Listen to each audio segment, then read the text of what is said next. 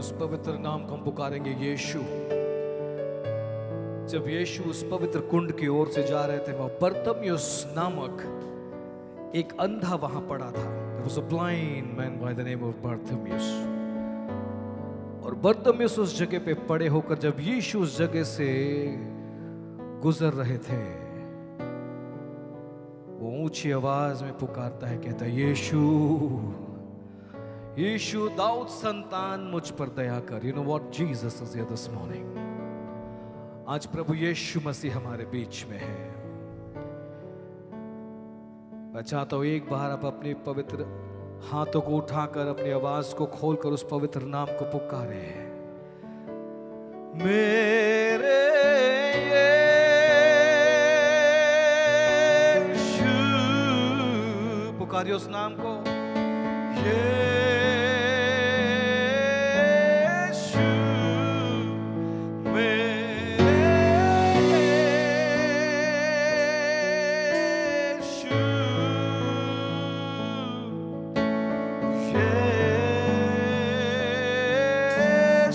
एक बार और, मेरे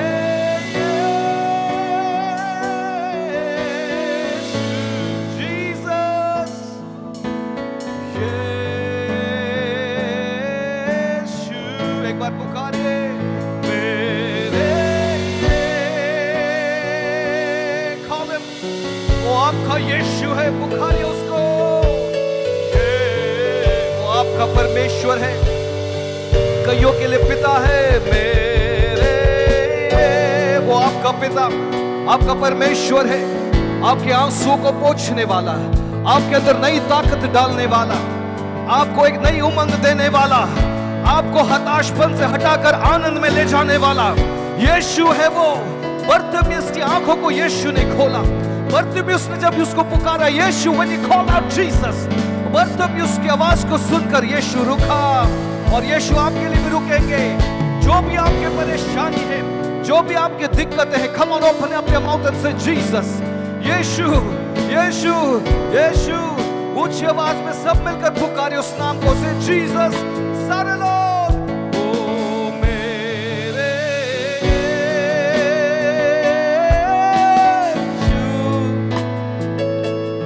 ओ ये, call on that name। Say मेरे यीशु, मेरे यीशु, ओ यीशु यीशुआ।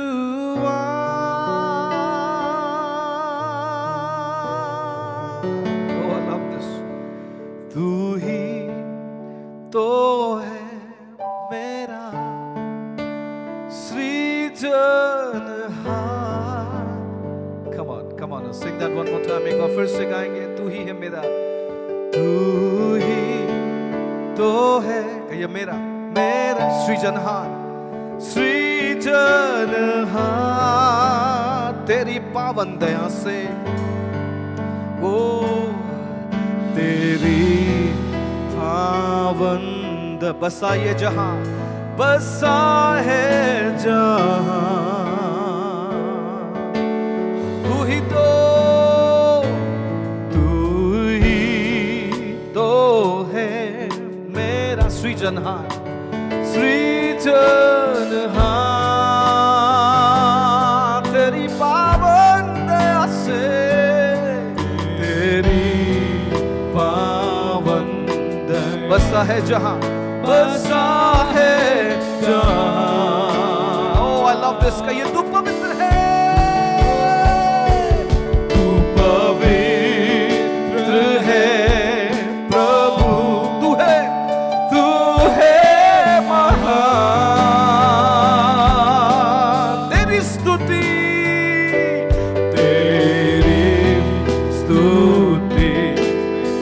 महिमा करे बार बार। कहिए तू है महान।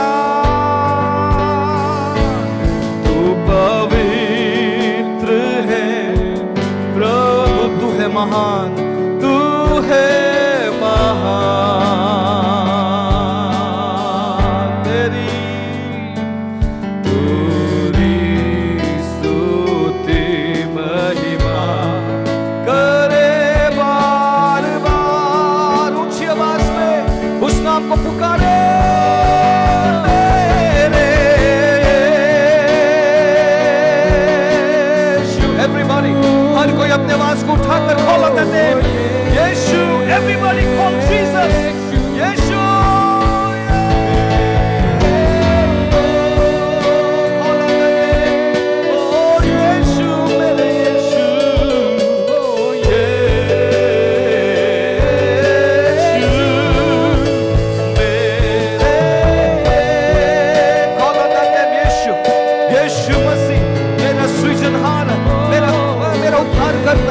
Yeshua, call on that name, Yeshua. One more time, Daddy, Yeshua. Call on that name, Yeshua, Yeshua, Yeshua,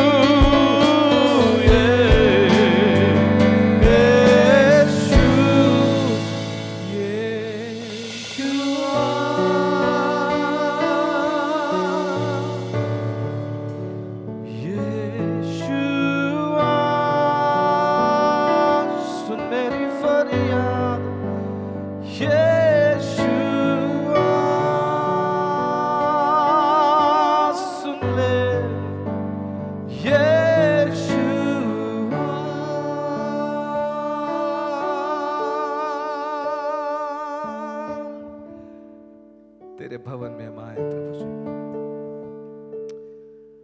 भेंट और अर्पण देने के लिए प्रभु जी। आज सुबह आप सेनाओं के यहोवा महान परमेश्वर हैं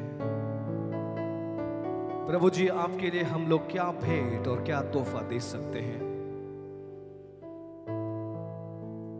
इस पृथ्वी को रचने वाले खुदा, हर मनुष्य को तूने रचा है। इस पृथ्वी संसार में जितना कुछ है वो प्रभु आप ही का है और आप ही के लिए रचा गया है। तो हम मनुष्य आपको क्या दे सकते हैं? लेकिन आज सुबह हम तेरे भवन में आते हैं। सुबह हम आज भेंट और अर्पण लाते हैं प्रभु। वो भेंट और अर्पण हमारा टूटा बिखरा हुआ हृदय है प्रभु जी। That's all we can give you this morning. आज सुबह प्रभु आपके पवित्र भवन में हम अपने टूटे बिखरे हुए हृदय नम्र, अपने आप को नम्र बनाते हुए, just humbling ourselves before you, जीवित परमेश्वर आपके सामने ले आते हैं। हर एक आपका संतान जो यहां है, आप उनके भेंट को स्वीकारते हैं, उनके हृदयों को आप स्वीकारते हैं जिनका हृदय नम्र है। Father, we just come before you in total humility this morning. अपने आप को नम्र बनाकर अपने टूटे बिखरे हुए हृदयों को खुदावन आपके सामने ले आते हैं। हर हृदय की पुकार को जानने वाले खुदा हैं आप। हर हृदय के आंसुओं के भाषा को समझने वाले खुदा हैं आप। Father, reach out to your people this morning. हे पिता, अपने बच्चों को हर विनती को सुनिए। उन्होंने आपके नाम को पुकारा है यीशु। So Father, जिस तरीके से आपने बरतमियुस की आवाज को सुना, जिस रीति से आप उस अंधे बरतमियुस की पुकार को सुनकर प्रभु आपने उसकी विनती को पूरी की, तेरे बच्चों की विनती को सुनिए। Whatever their cries are, whatever they're calling you for, जिस रीति जिस कारण से भी वो आपको पुकार रहे हैं प्रभु, सुनिए, सुनिए।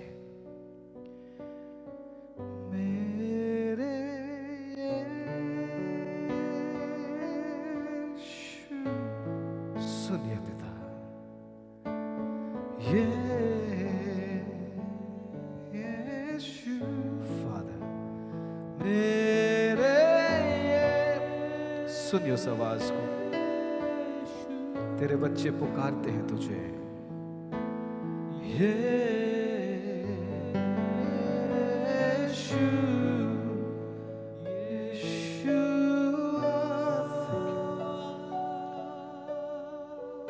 जीवित परमेश्वर, आज सुबह हम ऋतिका के लिए प्रार्थना करते हैं। आपकी बच्ची उस बिस्तर पर बीमार पड़ी हुई, आपकी ओर ताकते हुए प्रभु जी, एक आशा का किरण जो उसके जीवन में इस समय एक रोशनी की ओर प्रभु चमक रहा है, उस बच्ची की ओर इसी वक्त ताकिए। अपने दया करुणा के हाथ उस बच्चे की ओर बढ़ाइए प्रभु।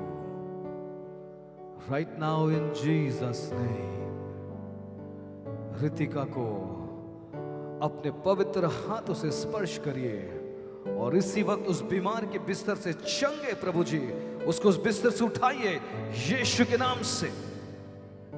We thank you. Thank you for reaching out.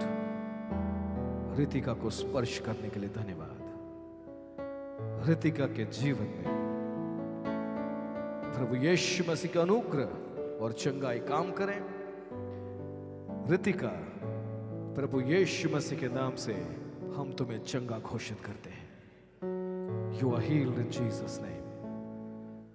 प्रभु जी, इस समय आपके शांति, आपका प्रेम, आपके स्नेह को मांगते हैं श्वेता के ऊपर में। प्रभु अपने पवित्र हाथ को उस बच्चे की ओर बढ़ाइए। आपका प्रेम, आपका स्नेह, oh the warmth of your love, एक पिता के प्रेम से उसको घेरिए। तेरे पवित्र आत्मा की समझ और शांति प्रदान करिए। Oh, we thank you. Paul परिवार को तेरे पवित्र हाथ में सौंपते हैं। विनोद को, श्वेता को, राउत परिवार को तेरे हाथ में सौंपते हैं प्रभु जी। Father, let your will, oh God, that has been completed in their lives, आपकी इच्छा जो उनके जीवन में पूरा हुआ है, तेरे बच्चों को अनुग्रह दे कि उनके होंठ से तेरे लिए स्तुति प्रशंसा निकले। जिस रीति से अय्यूब ने कहा है, देने वाला तू है, लेने वाला तू है, प्रभु जी धन्य हो यहोवा का नाम। तेरे बच्चों के होंठ से भी वही निकले तेरे लिए,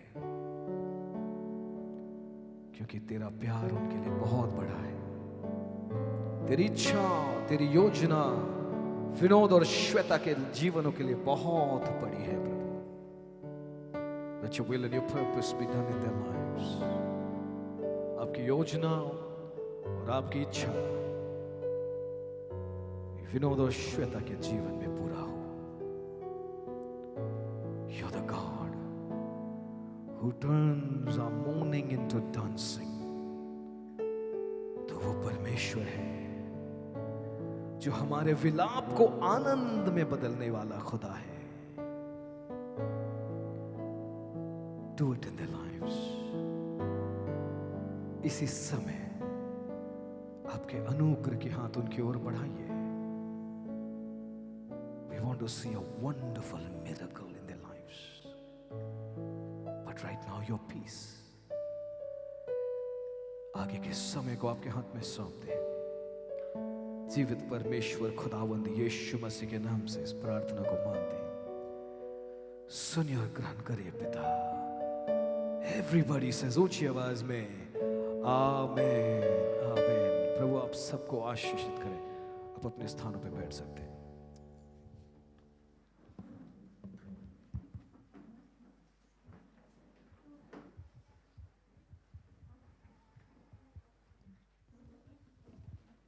आप सभी को जय मसीह, जय मसीह, हालेलुया, आमीन। कितने जन ने वर्शिप का आनंद उठाया? आइए हम वर्शिप टीम के लिए जोरदार तालियां बजाते हैं। हमारा इस वक्त अनाउंसमेंट की ओर हम बढ़ेंगे। हमारा पहला अनाउंसमेंट है Bible study and prayer. Bible study and prayer दोनों वेडनेसडे 7 PM ऑन जूम पे होगा। हमारा टॉपिक है the Christmas story part 3 as per the gospel of Luke. हमारा Bible study and prayer meeting Wednesday हर बुधवार शाम 7 बजे होता है, हम आपसे निवेदन करेंगे कि अपने समय को निकालिए और हमारे साथ जुड़िए। हमारे पास्टर जी बहुत मेहनत करते ताकि हम परमेश्वर के वचन में आगे बढ़े। हमारा टॉपिक चल रहा है क्रिसमस के ऊपर में, तो हम आपसे निवेदन करेंगे कि अगर आपको कोई भी प्रेयर रिक्वेस्ट है और आप हमारे साथ बाइबल स्टडी में जुड़ना चाहते हैं तो आप हमारे साथ जुड़ सकते हैं। अगर ऑनलाइन आप हमारे साथ जुड़ना चाहते हैं तो हमारे स्क्रीन पे दिए गए नंबर पे अगर आपका प्रेयर रिक्वेस्ट होगा तो आप प्लीज़ हमारे साथ कांटेक्ट कर सकते हैं, हम आपके लिए ज़रूर प्रार्थना करेंगे। हमारा दूसरा अनाउंसमेंट है, संडे स्कूल हर संडे 9:30 बजे सेवा केंद्र में होता है। अगर आपके घर पे बच्चे हैं तो आप उन्हें संडे स्कूल के लिए भेज सकते हैं, क्योंकि परमेश्वर का वचन हमें सिखाता है कि हमें बच्चों को परमेश्वर के मार्ग में बढ़ने को आगे सिखाना चाहिए ताकि वो परमेश्वर के वचन में ग्रो करे। हमारा थर्ड अनाउंसमेंट है, आज कोई पहली बार है जो आया है हमारे चर्च में, कृपया आप खड़े हो जाए। आइए हम उनके लिए जोरदार क्लैप करते हैं। हम आपका स्वागत करते हैं Jain varsity centre morning service में। अगर आप किसी कलीसिया पे नहीं जाते हैं तो हम आपका स्वागत करते हैं। आप हमारे साथ हर रविवार 10:30 बजे सुबह यहाँ पर जुड़ सकते हैं, आप बैठ सकते हैं। जैसे कि हम जानते हैं, new is silver, old is, सुनाई नहीं पड़ रही, new is silver, old is gold. तो आइए हमारे आसपास जो है उनके लिए तालियां बजे जो हर संडे हमारे बगल में बैठते हैं। अगर आप जो नए आए हैं, हम उनसे निवेदन करेंगे कि आपको एक कार्ड दिया जाएगा, आप फिलअप करके जो है आपको जो देंगे उनको हम दे सकते हैं। आइए आगे की ओर हम भेंट की ओर जाएंगे। Thank you. Thank you Poonam. जितने लोग पहली बार हमारे ZWC आज इस चर्च में, एक बार फिर से अगर आप खड़े हो जाएंगे, हम आपका स्वागत करना चाहेंगे। Thank you. आइए जोरदार तालियों से हम इनका स्वागत करें। God bless you, thank you. अब मैं आपसे कहना चाहूँगा, अगर आप किसी कलीसिया में नहीं जाते हैं तो इसे अपना कलीसिया समझिए और आप आ सकते हैं, लेकिन आप कहीं और के मेंबर हैं तो आई वुड सजेस्ट आप वहीं जाना अच्छा होगा। बट नहीं है, आप किसी चर्च के मेंबर नहीं है, you are more than welcome here to join with us in worship. Okay, जब मैं छोटा था मैंने भेंट के विषय में एक बात सीखा, giving offerings to God. I have learned one thing. आप बैठ सकते हैं, उनको बैठा। Thank you. जब हम परमेश्वर को भेंट देते हैं, माय पास्टर टॉट मी कि जब तक पुरुष लोग कहाँ रखते पैसा? अपने नहीं, पर्स कहाँ रहता? पॉकेट्स में रहती है ना।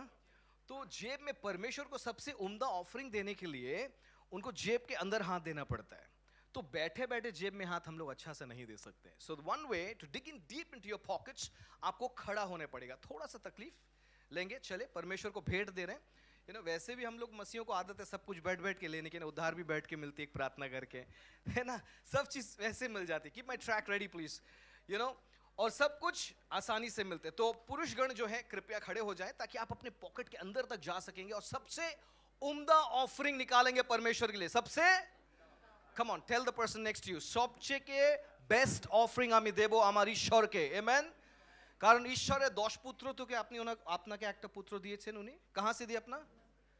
अपना इकलौता दिए। आमेन। तो आप भी अपना सबसे उम्दा ऑफरिंग, तो इसके लिए खड़ा होना पड़ता है। और जो नारियां हैं उन्होंने इसका पूरा फायदा उठाया। पुरुषगण को बोले तो वो बैठे हैं। देखिए आप भी अब खड़े होंगे, बैग में हाथ अच्छा जाएगा, तो आप भी खड़े हो सकते हैं। ओके, देयर इज, আমরা পার্থক্য করব না। Ladies and gents, we will all stand and dig deep into our pockets and give God the best. बाजू वाले से बोलिए, मैं परमेश्वर को, come on, अब इधर देखिए दूसरी तरफ, अपना सबसे उम्दा भेंट को दूंगा, क्योंकि, अब मेरी तरफ नहीं उधर देखिए, क्योंकि खुदा ने मुझे अपना सबसे, अब दूसरी तरफ देखिए, सबसे, अब मेरी तरफ देखिए, सबसे उम्दा तोहफा दिया, जिसका नाम है, अब आप ऊंची आवाज में आमेन। Let's run the track. आइए हम लोग मिलके ऊंची आवाज में तालियों के साथ अपने परमेश्वर के लिए जो है हम भेंट देंगे। अपने परमेश्वर के बगैर हम कुछ नहीं सकते। गिव मी सम रिवर्ब। तालियों के साथ एवरीबॉडी, सारे लोग, पीछे वाले, आगे वाले, here we go।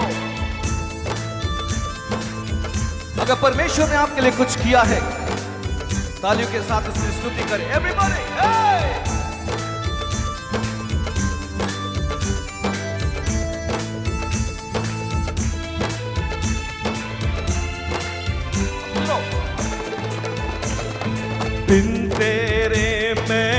भी नहीं, बिन तेरे मैं कुछ भी नहीं।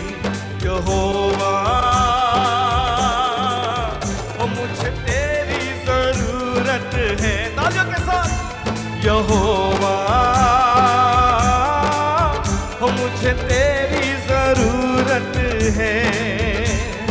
प्यार तू करता इतना, ओ प्यार तू करता इतना कि अपने हाथों में खोदी मेरी सूरत है।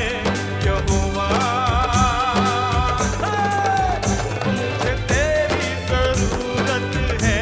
कहिए यहोवा मुझे तेरी जरूरत है। हालेलुया। कितने लोग कहते हैं यीशु मुझे तेरी जरूरत है। प्रभु जी तेरे बगैर मैं कुछ नहीं कर सकता हूं। Come on, you need him this morning, क्योंकि वो आपके आंखों का चेहरे की रौनक है। तालियों के साथ उसकी स्तुति करेंगे। क्या बात है, सारे लोग तालियों के साथ उसकी स्तुति।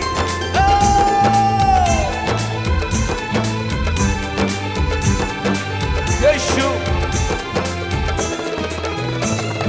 तू मेरे चेहरे की रौनक और है मेरी कुव्वत। तू मेरे चेहरे की रौनक और है मेरी कुव्वत। ओ हस्मत और जलाल के बादशाह तुझसे है मेरी जीनत। ओ हस्मत और जलाल के बादशाह तुझसे है मेरी जीनत। तेरे बिना ये जिंदगी मेरी, तेरे बिना ये जिंदगी मेरी बेरौनक बेसूरत है। ओ मुझे तेरी जरूरत है। एवरीबॉडी यहोवा ओ मुझे तेरी जरूरत है। तालियों के साथ ओ प्यार तू करता इतना कि तेरे हाथों में खोदी मेरी सूरत है। यहोवा कहिए इसलिए प्रभु जी ओ मुझे तेरी जरूरत है। यहोवा मुझे तेरी जरूरत है। यीशु come on everybody put your hands together। तालियों के साथ उसके पवित्र कलाम के लिए हम धन्यवाद देंगे। हालेलुया, जो एक अनमोल मोती के समान है। we thank you। तेरे कलाम है ऐसे, तेरा कलाम है ऐसे जैसे हो अनमोल मोती। ओ तेरा कलाम है ऐसे जैसे हो अनमोल मोती। चिराग है कदमों के लिए और मेरी राहों की ज्योति। चिराग है कदमों के लिए और मेरी राहों की ज्योति। शाहे ज़मा तू जिंदा खुदा तू, शाहे ज़मा तू जिंदा खुदा तू, तू ना झूठी मूरत है। यहोवा है ओ मुझे तेरी जरूरत। Everybody come on praise him now everybody। यहोवा मुझे ओ मुझे तेरी जरूरत। ये प्यार तू मुझसे ना है, ओ प्यार तू करता इतना, ओ प्यार तू करता इतना कि खोदी हाथों में खोदी मेरी सूरत है। यहोवा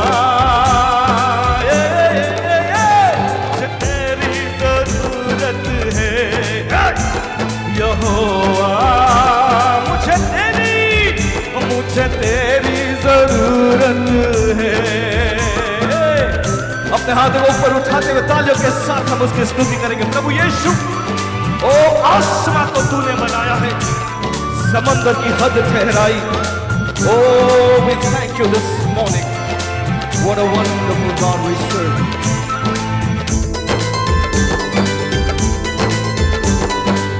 You are so good. प्रभु जी आसमां को तूने बनाया. Hallelujah, hallelujah. यीशु मसीह के, यीशु मसीह के. आसमां तूने बनाई, समंदर की हद ठहराई. ओ आसमां तूने बनाई, समंदर की हद ठहराई. चरिंदे परिंदे पहाड़ नदियाँ फूलों से धरती सजाई. चरिंदे परिंदे पहाड़ दरिया फूलों से धरती से. Oh, I love it. कायनात इतनी सुंदर बनाई, कायनात इतनी सुंदर बनाई. तू खुद कितना सुंदर है. तेरी जरूरत है. Everybody, यहोवा यीशु, हो मुझे तेरी प्यार तू. यहोवा, कहिए यहोवा मुझे तेरी. यहोवा,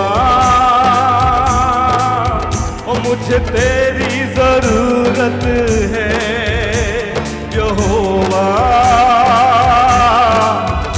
मुझे तेरी जरूरत है. आखिरी बार यहोवा, यहोवा, हो मुझे तेरी जरूरत है. ऊंची आवाजों में परमेश्वर को जोरदार तालियां जाएंगे. प्रार्थना की ओर बढ़ेंगे. God bless you. आइए हम लोग प्रार्थना करते हैं. अपने हाथों तो बंद करें, सर तो झुकाइए. महान मंडल में पिता, आप तो धन्यवाद करते हैं प्रभु जी. धन्यवाद करते हैं प्रभु जी आज के दिन के लिए, आज के सुंदर समय के लिए. ओ महान जीवित पिता परमेश्वर, मैं धन्यवाद करता हूँ प्रभु कि सारे सप्ताह प्रभु जी आपने हम लोग तो संभाले रखे पिता परमेश्वर. आज प्रभु जी कहीं हम बिस्तर पर नहीं प्रभु जी, तो हॉस्पिटल में नहीं, बल्कि प्रभु जी आपके भवन में पाए जाते पिता. इसके लिए धन्यवाद करते हैं प्रभु जी. ओ महान जीवते पिता परमेश्वर, हम लोग क्या दे सकते हैं पिता.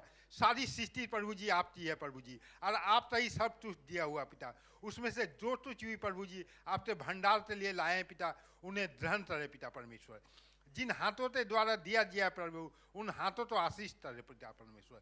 जो लोग नहीं दे सकते पिता, उन्हें भी आशीष दे पिता परमेश्वर, कि वो देने वाले बन सकते पिता. और ये भेंट प्रभु जी आपके स्वर्ग रास्ते तारी में आ सकते पिता परमेश्वर. आज देते समय तो प्रभु आपके हाथों में देते प्रभु. जब हम लोग प्रभु आपके वचनों में जाते प्रभु जी, विशेष करते पासवान जी तो आपके चरणों में रखते हैं पिता परमेश्वर. उन्हें हमें अपने पवित्र आत्मा के द्वारा अगुवाई कर पिता परमेश्वर. उनके द्वारा प्रभु जी हम लोग से बातें करे पिता परमेश्वर. प्रभु जी हमारे कानों तो छोड़ दे पिता, कि हम लोग सिर्फ सुनने वाले नहीं प्रभु जी, उसे ग्रहण करते और आपके वचनों पर चलने वाले बन सकते महान पिता परमेश्वर. सारी गौरव महिमा प्रशंसा प्रभु आप तो देते हुए एक छोटी सी दुआ उद्धार करते यीशु नासरी से मीठे और समर्थी नाम से मानते, दया से सुनिए, स्वर्ग राज्य में धन दीजिए मेरे राजा. आमीन. Thank you Shankar. अब अपने अपने स्थानों पर बैठ सकते हैं. आज सुबह मैं बहुत खुश हूं कि हमारे बीच मेरे प्रिय भाई पास्टर नवीन दीवान है. पास्टर नवीन दीवान हम सब के लिए कोई he is not an unknown person या कोई गेस्ट नहीं है. He is not a guest this morning. Pastor Naveen Diwan मेरे छोटे भाई के समान है, और साथ मिलकर हम लोग कई बार हमने सेवकाएं की है. हाल में हमारे साथ इनकी कलीसिया भी जुड़ी थी, और फैमिली कॉन्फ्रेंस में, और कई वर्षों से हम साथ मिलकर काम करते हैं, पास्टर नवीन और कुछ दूसरे पास्टर्स भी. But this morning pastor Naveen, it is seriously a joy. Pastor Naveen Paswani करते हैं बेथेस्डा चर्च की, और ये इनकी पत्नी और 2 बच्चे हैं, शोफिया और शालोम और sister Anita. We are so grateful. आज सुबह वो हमारे बीच नहीं है क्योंकि वहाँ कलीसिया में उनको रहनी पड़ी. But when I requested pastor Naveen की क्या आप हमें प्रचार में सहायता करेंगे, कलीसिया के साथ में परमेश्वर के वचन में बांटे, but he is always ready. इनको उतने दूर से ट्रेन में आना पड़ता, but I am so grateful pastor Naveen. God bless you from the core of my heart. आज सुबह हम सब के साथ परमेश्वर के वचन को बांटने के लिए, आपकी कलीसिया को वहाँ किसी के हाथ में सौंप कर, but to be with us this morning, we really appreciate this and God bless you, your family and your ministry. आइए जोरदार तालियों के साथ पास्टर नवीन का हम स्वागत करें. Thank you, पास्टर नवीन.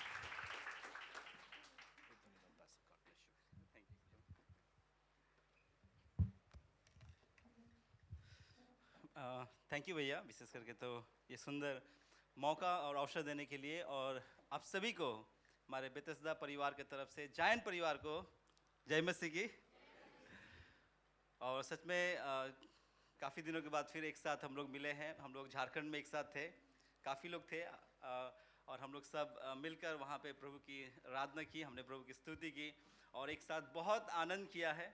और हम लोग गोपाल भैया को याद करते हैं उनके पीटी के लिए सुबह सुबह का जो एक्सरसाइज, एक बहुत नया करिकुलम था और बहुत ही मज़ा आया. आप लोगों को भी मज़ा आया होगा जितने लोग सुबह सुबह उठकर जो एक्सरसाइज कर रहे थे. सो सच में हम परमेश्वर को धन्यवाद करते हैं कि सच में परमेश्वर किसी न किसी रीति से आपको और मुझे, हम सबको एक साथ जोड़ता है ताकि हम मिलकर प्रभु की आराधना करें, प्रभु की महिमा करें. हालेलुया. सो विशेष करके मैं हमारे जो भैया है उनको मैं विशेष धन्यवाद करना चाहता हूँ, क्योंकि ये मौका जो बारंबार हमें देते हैं. एक्चुअली मतलब ये हमारे लिए चुनौती है. चुनौती तो है ही है, क्योंकि भैया के सामने बोलना है. तो क्योंकि अगर हम थोड़ा सा भी गलती करें तो वो तो है ऊपर में दंड देने वाला, लेकिन कान पकड़ने के लिए भैया भी है क्योंकि सो ये हमारे लिए एक बहुत मतलब चैलेंजिंग रहता है, और लेकिन मज़ा आता है एक्सेप्ट करने में, क्योंकि मज़ा आता है क्योंकि ये परमेश्वर का वचन है और हमें और ज़्यादा स्टडी करने के लिए हमें मौका मिलता है ताकि हम कुछ गलत ना बोले. सो इसीलिए मैं कभी भी इस मौके को छोड़ता नहीं हूँ, और भैया ने तो इस बार मुझे 2 मौका दिया है कंटिन्यू.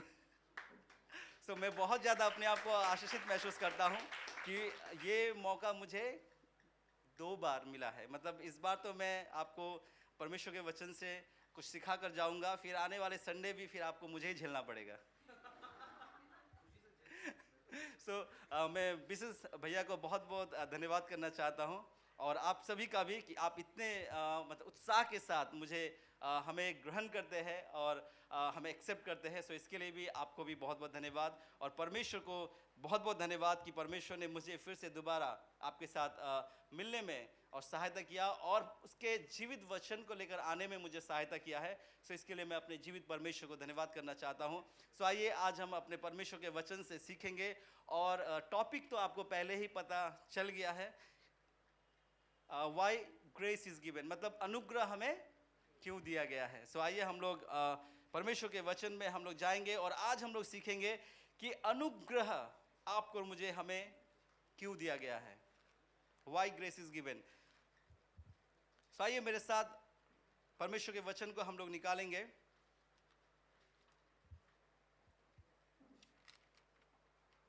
सबसे पहले हम लोग लूका रचित सुसमाचार, हम लोग 1 अध्याय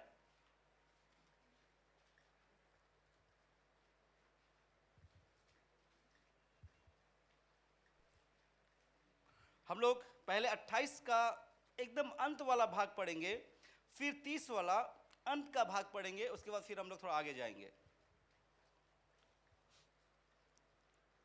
लास्ट पार्ट, मतलब लूका रचित सुसमाचार 1 अध्याय का 28 का लास्ट पार्ट. यहाँ पे लिखा हुआ है, आनंद और जय तेरी हो जिस पर ईश्वर का अनुग्रह हुआ है. परमेश्वर वचन कहता है आनंद और जय तेरी हो जिस पर ईश्वर का अनुग्रह हुआ है. उसके बाद 30 में अंतिम पद में लिखा हुआ है, क्योंकि परमेश्वर का अनुग्रह तुझ पर हुआ है. परमेश्वर का अनुग्रह तुझ पर हुआ है. सो जब हम अनुग्रह, यहां पे कहता है कि पर किसका अनुग्रह हुआ है?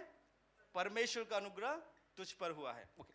सो आज अगर आप और मैं, हम अनुग्रह के विषय में अगर हम समझे कि अनुग्रह क्या है कि परमेश्वर ने अनुग्रह दिया है, तो सबसे पहला चीज जो आपको मुझे सीखना है कि अनुग्रह क्या है अनुग्रह. किसी को पता है? आप अगर अनुग्रह के विषय में कुछ बता सके, अनुग्रह क्या है आपके विचार में? अनुग्रह जैसे परमेश्वर आज हमको बहुत बड़ा अनुग्रह किया है, जो जीवित रखा, नया दिन दिखाया और परमेश्वर का भवन में लाया. ये एक डेफिनेशन हो सकता है, ये एक डेफिनेशन हो सकता है। जी हाँ आंटी बोलिए।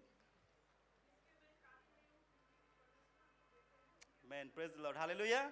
जिस चीज के लिए मैं काबिल नहीं हूं वो चीज परमेश्वर ने दिया है, ये अनुग्रह है। सो मैं आज आपको बताता हूं मुझे परमेश्वर ने अनुग्रह किया है और परमेश्वर ने मुझे आपके बीच में खड़ा किया है। शायद मैं इसके योग्य नहीं हूं, क्योंकि अगर हमारे भैया जो बहुत फेमस मतलब एक परिचित व्यक्ति है सारे हमारे भारत में, इवन कोलकाता में तो बहुत ज़्यादा, और अगर वो चाहे तो कोलकाता के किसी भी मोस्ट सीनियर पास्टर को कहेंगे तो वो यहाँ पे आके प्रचार कर सकते हैं। लेकिन ये अनुग्रह है परमेश्वर का कि परमेश्वर ने भैया के द्वारा मुझे मौका दिया है, मैं इसके योग्य नहीं हूं। और दूसरा अनुग्रह यह है कि हम लोग जानते हैं हमारे भैया जो मोस्ट पॉपुलर गॉस्पेल सिंगर है, जो नेशनल अवार्ड उनको मिला है, और ये हमारा सौभाग्य है, ये हमें परमेश्वर ने अनुग्रह किया है, हम इसके योग्य नहीं है। क्योंकि पहले भैया के कंसर्ट देखने के लिए हमें टिकट खरीद के जाना पड़ता था, उनके गीत को सुनने के लिए हमें पैसे देकर कैसेट खरीदने पड़ते थे, सीडी कैसेट खरीदने पड़ते थे, तब हम लोग उनके गीतों को सुन सकते थे। और आज ये परमेश्वर का अनुग्रह हम सब पे हुआ है कि उनके साथ मिलकर हम प्रभु की आराधना कर सकते हैं, हालेलुया। हम इसके योग्य नहीं थे, उनका मंच और हमारा मंच बराबर नहीं था, लेकिन ये परमेश्वर ने आप पर, मुझ पर, हम पर अनुग्रह किया है कि उनके साथ हम लोग स्टेज शेयर कर सकते हैं, हम लोग उनके साथ प्रभु की महिमा। और मुझे ये अनुग्रह मिला, मुझे ये मौका मिला कि मैं यहाँ पे भैया के साथ उनके प्लेटफॉर्म पे आकर मैं आपको परमेश्वर का वचन बोलूं। तो अब मैं क्या करूं, ये अनुग्रह मुझे मिला, तो इस अनुग्रह का मैं क्या करूं, क्या मैं इसका फायदा उठाऊं और यहाँ पे आऊं और जो मन इच्छा करे, जो मेरी मर्जी करे वो बोल कर जाऊं, जो मन जो जैसा मेरा इच्छा करे, मर्जी मेरा जो मुंह में आए मैं बोलकर चला जाऊं आपको। क्योंकि भैया का अनुग्रह मुझे मिला है और उन्होंने अपना प्लेटफॉर्म मेरे साथ शेयर किया है, मुझे दे दिया है, जिसके योग्य मैं नहीं था उन्होंने दिया। और अब मैं इसका क्या करूं, फायदा उठाऊं, एडवांटेज लूं और मैं जो चाहे वो आपके साथ कहूं, बोलूं और मैं यहां से चला जाऊं।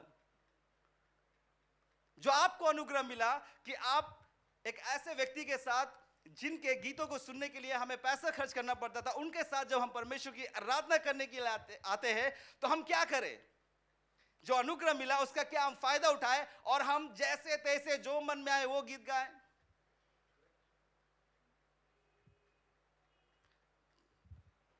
वर्शिपर इधर जा रहे हो, मैं उधर जा रहा हूं, जैसे मन वैसे। अनुग्रह मिला है। आज जब लोग अनुग्रह पाते हैं तो क्या करते हैं, अनुग्रह का फायदा उठाते हैं। आज यही हो रहा है।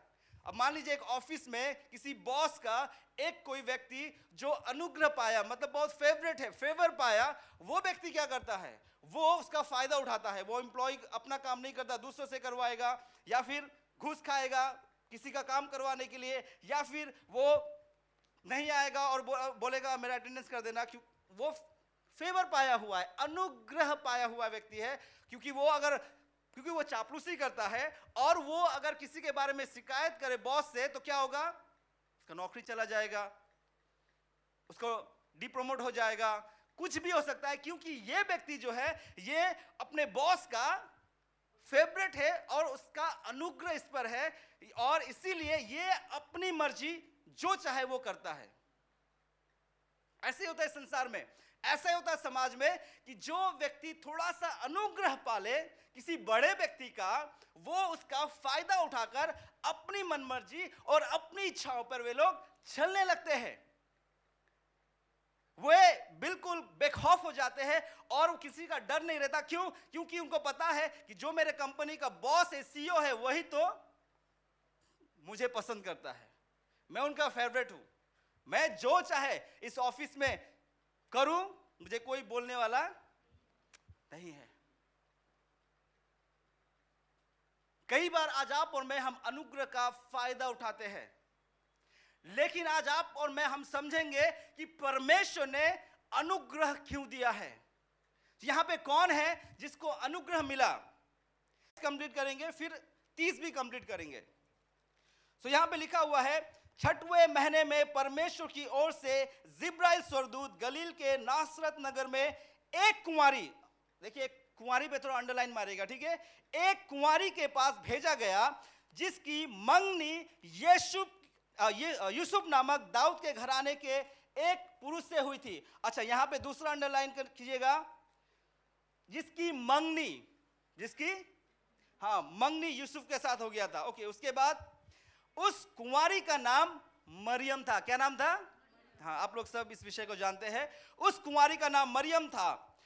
तब स्वर्गदूत ने उसके पास भीतर आकर कहा, अब स्वर्गदूत जो गब्रियल स्वर्गदूत मरियम के पास आता है और आकर ये कहता है, अब क्या कहता है, आनंद और जय तेरी हो जिस पर ईश्वर का अनुग्रह हुआ है। और मरियम निश्चय ये सुनकर बहुत आनंदित हुई होगी कि अरे स्वर्गदूत आकर मुझसे ये कह रहा है, क्या कह रहा है, परमेश्वर का अनुग्रह मुझ पर हुआ है। पहला चीज वो कुंवारी थी, दूसरा उसकी मंगनी हो चुकी थी। ओके, उसके बाद जब हम लोग 30 पद पढ़ते हैं, वहां पे लिखा हुआ है, स्वर्गदूत ने उससे कहा, हे मरियम भयभीत ना हो, क्योंकि परमेश्वर का अनुग्रह तुझ पर हुआ है। अब मरियम को स्वर्गदूत कहता है कि मरियम, अब तुझे डरने की जरूरत नहीं है, अब किसी भी बात से अब तू भयभीत ना हो, क्योंकि परमेश्वर का अनुग्रह तुझ पर हुआ है।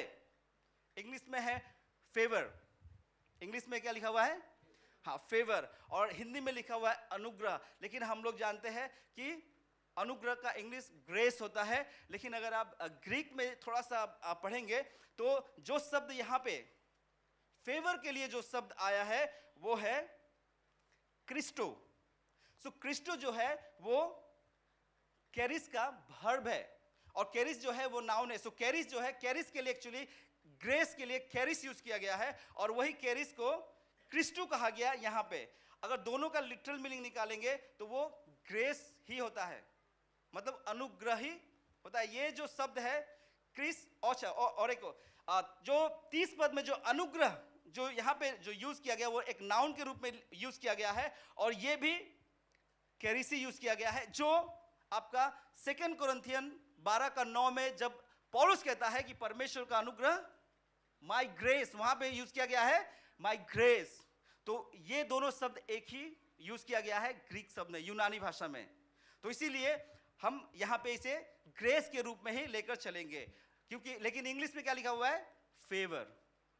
फेवर अर्थात फेवर का मतलब भी यही होता है कि आप अनुग्रहित हैं, आपके ऊपर परमेश्वर का क्या हुआ है, फेवर हुआ है, आप अनुग्रहित है। सो अब यहां पे हम लोग देखते हैं कि परमेश्वर ने एक लड़की जो कुंवारी थी, परमेश्वर उसको कहती है, तू मेरा अनुग्रह पाई हुई बेटी है, यह लड़की है। तो अब मरियम क्या करे? परमेश्वर ने कहा कि मरियम तू मेरा अनुग्रह पाया हुआ है और मत डर, भयभीत मत हो। यह सुनकर निश्चय अगर परमेश्वर और उसका स्वर्गदूत गब्रियल आज आपको कहे कि परमेश्वर का अनुग्रह तुझ पर हुआ है, आप क्या करेंगे? क्या करेंगे आप? खुश हो जाएंगे, गाना लगाकर नाचेंगे, हम लोग एक्साइटमेंट में आकर बहुत जोर चिल्लाएंगे, बहुत कुछ कर सकते हैं। अरे परमेश्वर का अनुग्रह, परमेश्वर का अनुग्रह, स्वर्गदूत आकर मुझे कह रहा है कि परमेश्वर का अनुग्रह, सबसे पहले तो हो सकता है हम बेहोश भी हो जाए। परमेश्वर का अनुग्रह मुझ पर हुआ है, मैं क्या कर सकता हूं? मैं क्या कर सकता हूं? जो राजाओं का राजा, जो प्रभुओं का प्रभु, जो सर्वशक्तिमान परमेश्वर, जिसने आकाश और पृथ्वी को बनाया, जिसने हम सबको बनाया, वो कहता है मेरा अनुग्रह तुझ पर हुआ है। मरियम क्या की?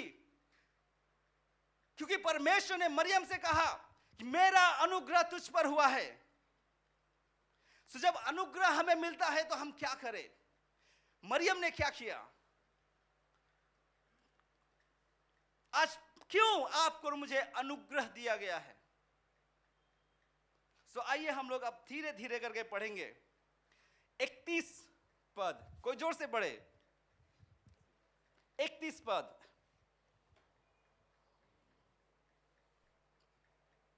कोई भी जोर से पढ़ दीजिए 31 देख तू गर्भवती होगी हाँ। और तेरे एक पुत्र उत्पन्न होगा, तू उसका नाम यीशु रखना। यहां पे देखिए एक अद्भुत घटना, एक मतलब एक आश्चर्य घटना, मतलब कुछ समझ में ना आने वाला घटना। परमेश्वर मरियम से कहती है कि मेरा अनुग्रह तुझ पर हुआ है, और मरियम बहुत खुश हुई, एक्साइटेड हुई, बहुत चिल्लाई होगी, और पता नहीं क्या क्या, और लोगों को आके बोला होगा अरे देखो देखो परमेश्वर का अनुग्रह मुझ पर हुआ है। वो कुंवारी है और उसका मंगनी भी हो चुका है। लेकिन नेक्स्ट लाइन में गब्रियल ये कहता है मरियम से कि तू गर्भवती होगी।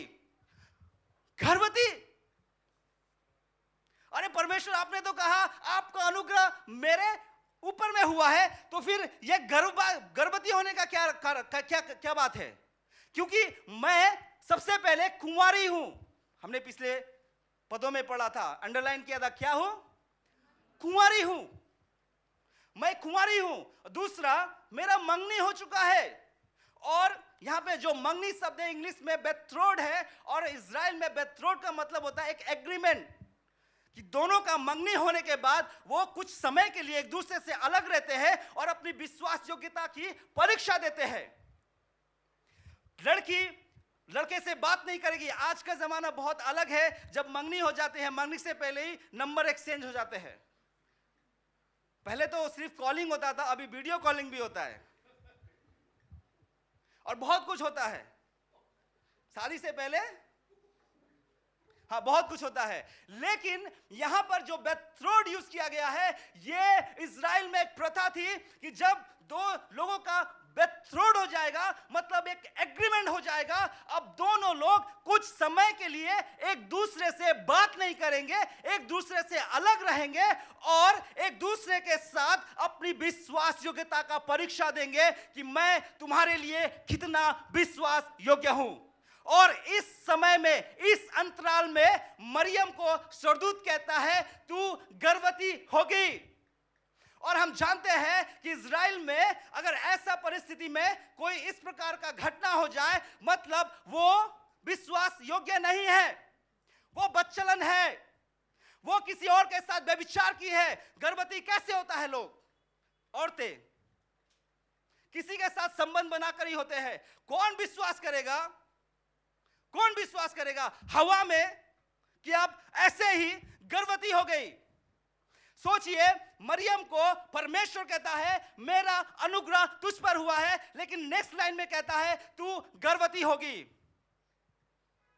मरियम कहती है अरे प्रभु ये कैसे संभव है?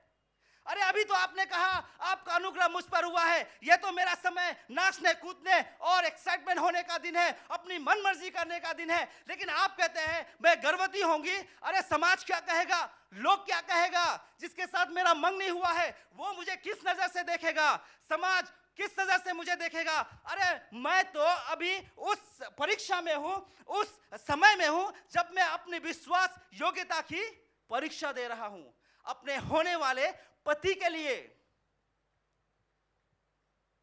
लेकिन परमेश्वर का दूत कहता है तू गर्भवती होगी। आप क्या करेंगे? हमारी बहनें क्या करेंगी उस परिस्थिति में?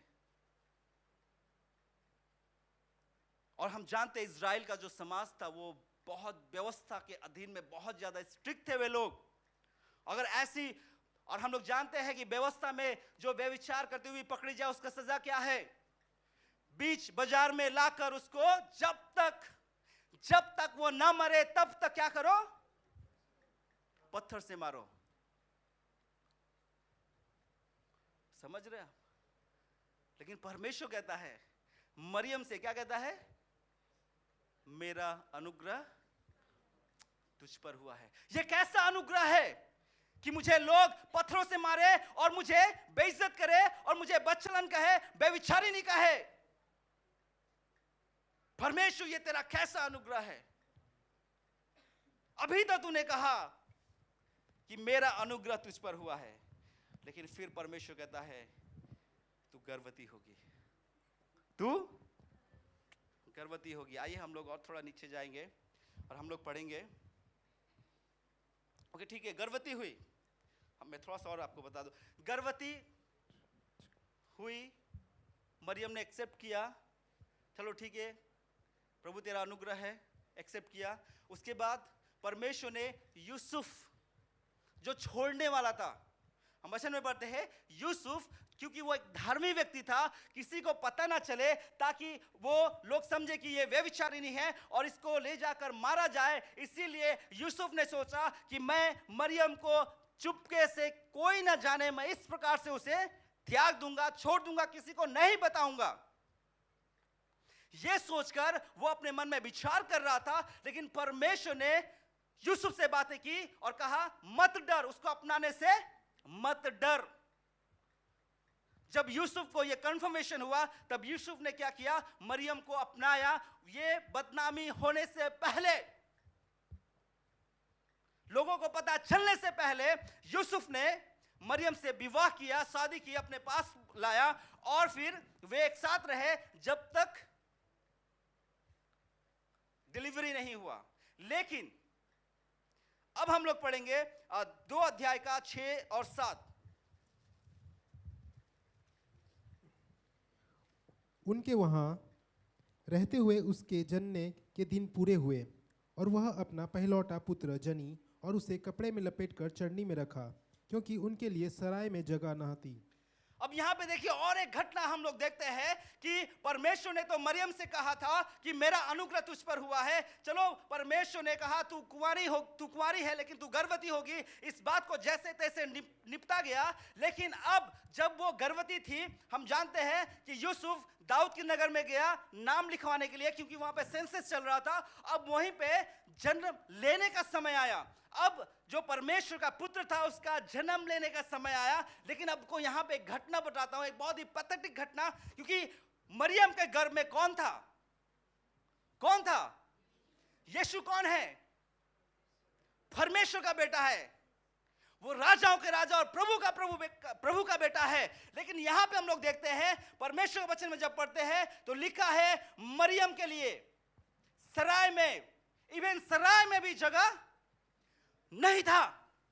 सोचिए उस अवस्था में, उस गर्भवती अवस्था में जब वो वहां पे पहुंची, जब समय आ गया तो उसको जन्म देने के लिए वो घर घर में, वो शायद दरवाजा खटखटाई होगी कि मेरा बच्चा जन्म लेने वाला है, प्लीज मुझे जगह दीजिए, मुझे आश्रय दीजिए, क्योंकि अब मेरा बच्चा जन्म लेने वाला है। लेकिन वहां पर किसी ने मरियम के लिए जगह नहीं खोला, जबकि परमेश्वर ने मरियम से कहा था मेरा अनुग्रह तुझ पर हुआ है।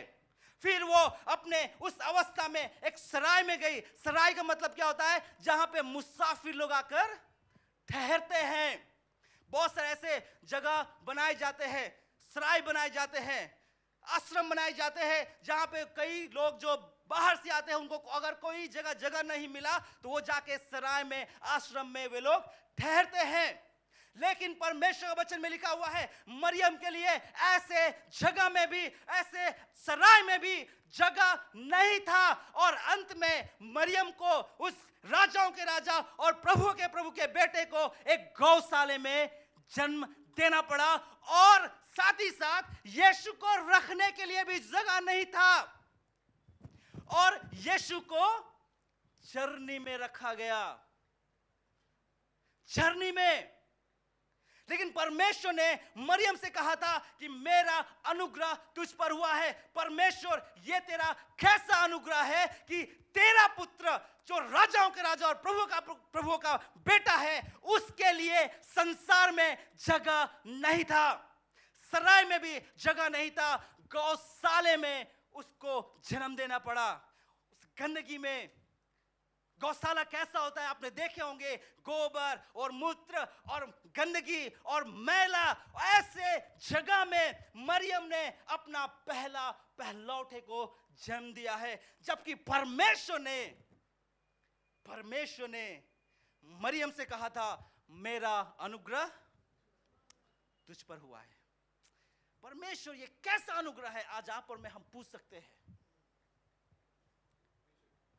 अपने आप से पूछिए कि परमेश्वर ये कैसा अनुग्रह है तेरा कि तूने कहा मेरा अनुग्रह मरियम के साथ है, लेकिन वो कुंवारी अवस्था में गर्भवती हो रही है। एक ऐसे समाज में जहां पे ऐसी परिस्थिति में लोग उसे बेविचार नहीं कहकर पत्थरों से मार डालते।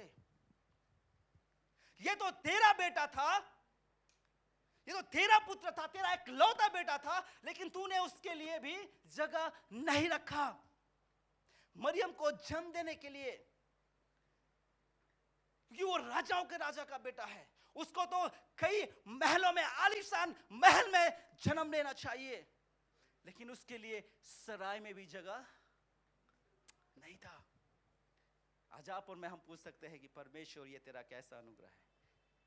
प्रभु अनुग्रह क्यों दिया गया है? अनुग्रह क्यों दिया गया है? इतना ही होता तो भी ठीक था।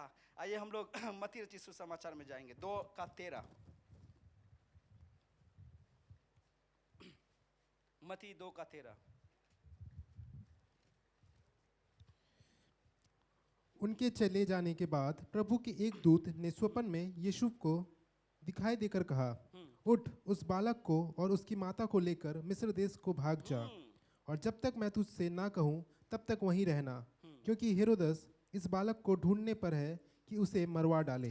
यहाँ पे ठीक है, जन्म तो ले लिया, चलो सराय में जगह नहीं थी, गौशाले में मरियम ने अपने पहलौठों को जन्म दिया, और जन्म देने के बाद वे लगभग 2 साल पूरे ना हुए थे शायद, या 2 साल लगभग हुआ था। और उस समय हम लोग जानते हैं जो ज्योतिषिया प्रभु यीशु से मिलने के लिए आए, तो हेरोदेस ने उसे कहा कि अगर आपको पता चले कि वो कहाँ है मुझे बताना। क्यों? क्योंकि हेरोदेस ने यह प्लान किया था कि उस बच्चे को हम मार डालेंगे। और उसी समय स्वर्गदूत ने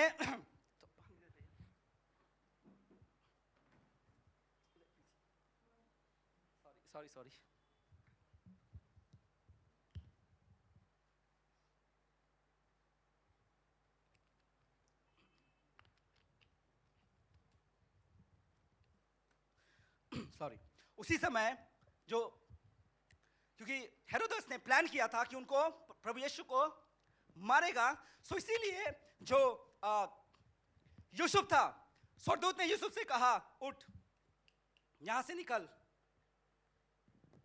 और तुम मिस्र को भाग जा। लगभग 2 साल का बच्चा मरियम की गोद में, अब उनको वहां से भागना है और भागकर जाना है मिस्र। और अगर आप पढ़ेंगे, बेथलेहम से मिस्र की दूरी लगभग 4032 किलोमीटर है। और उस समय एरोप्लेन नहीं थे, उस समय जेट नहीं था, उस समय गाड़ियां, ट्रेन नहीं थे, उस समय एक ही वाहन था। क्या था? गधा, डोंकी। और कहा जाता है कि यूसुफ और मरियम को वहां से, बेथलेहम से मिस्र पहुंचने में लगभग 4 से 7 दिन तक लगे। कितने? वे लोग पैदल चले 4 से 7 दिन तक। अरे वो तो परमेश्वर का पुत्र है, फिर उसको किस बात का खतरा? फिर कौन उसे मार सकता है?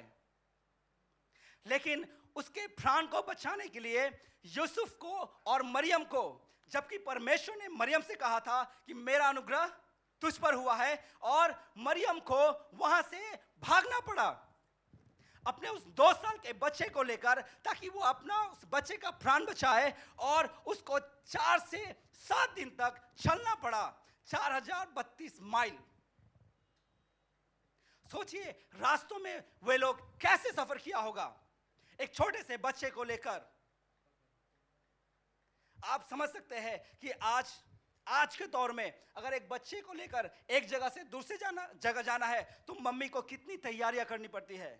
बच्चे का पैम्पर, बच्चे का खाना, बच्चे का गर्म पानी, बच्चे के कपड़े, बच्चे के ये वो।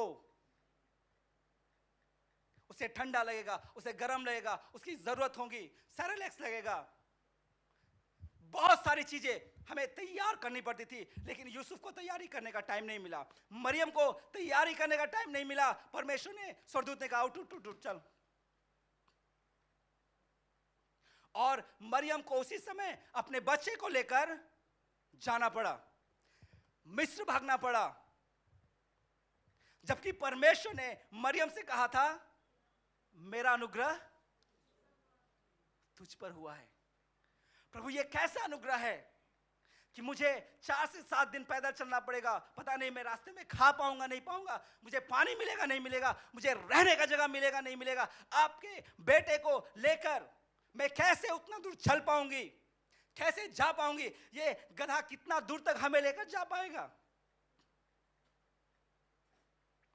4 से 7 दिन तक चलते रहना। आज आप और मैं हम पूछ सकते हैं, परमेश्वर ये तेरा कैसा अनुग्रह है कि मुझे अपने जान को, प्राण को बचाने के लिए भागना पड़ रहा है, इस बच्चे को लेकर भागना पड़ रहा है। वो भी आसान सफर नहीं है कि हवाई जहाज में बैठा और पहुंच गया, 2 घंटे में 3 घंटे में पहुंच गया। और सोचिए, जंगलों जंगल, पहाड़ों पहाड़, कितनी कठिनाई है, कितना परिश्रम, कितना मेहनत, कितने खतरे, कितने जोखिम रास्तों पे उन्होंने उठाए होंगे। और वे लोग चलकर 4 से 7 दिन तक उन्हें लगे और वे लोग चलकर मिस्र में पहुंचे। सो आज आप और मैं हम यहां पर बैठकर अपने आप से प्रश्न कर सकते हैं कि परमेश्वर ये तेरा कैसा अनुग्रह है, परमेश्वर ये तेरा कैसा अनुग्रह है। फिर हम लोग अगर मत्ती रचित सुसमाचार में जाएं, 12 अध्याय का 46 पद से थोड़ा सा पढ़ेंगे। अब यहां पर मरियम ने इतना कष्ट किया, इतना दुख किया और अपने बच्चे को बड़ा किया, परवरिश किया, और अब यीशु बड़ा हुआ, अब वो मिनिस्ट्री पे निकला। काफी दिनों के बाद फिर वो दोबारा अपने शहर में आया। एक माँ का व्यथा के विषय में आपको बताना चाहता हूँ, और इसे कुछ और मत लीजिएगा, जस्ट एक माँ का व्यथा, दुख। मत्ती रचित सुसमाचार 12 अध्याय 46 पद से।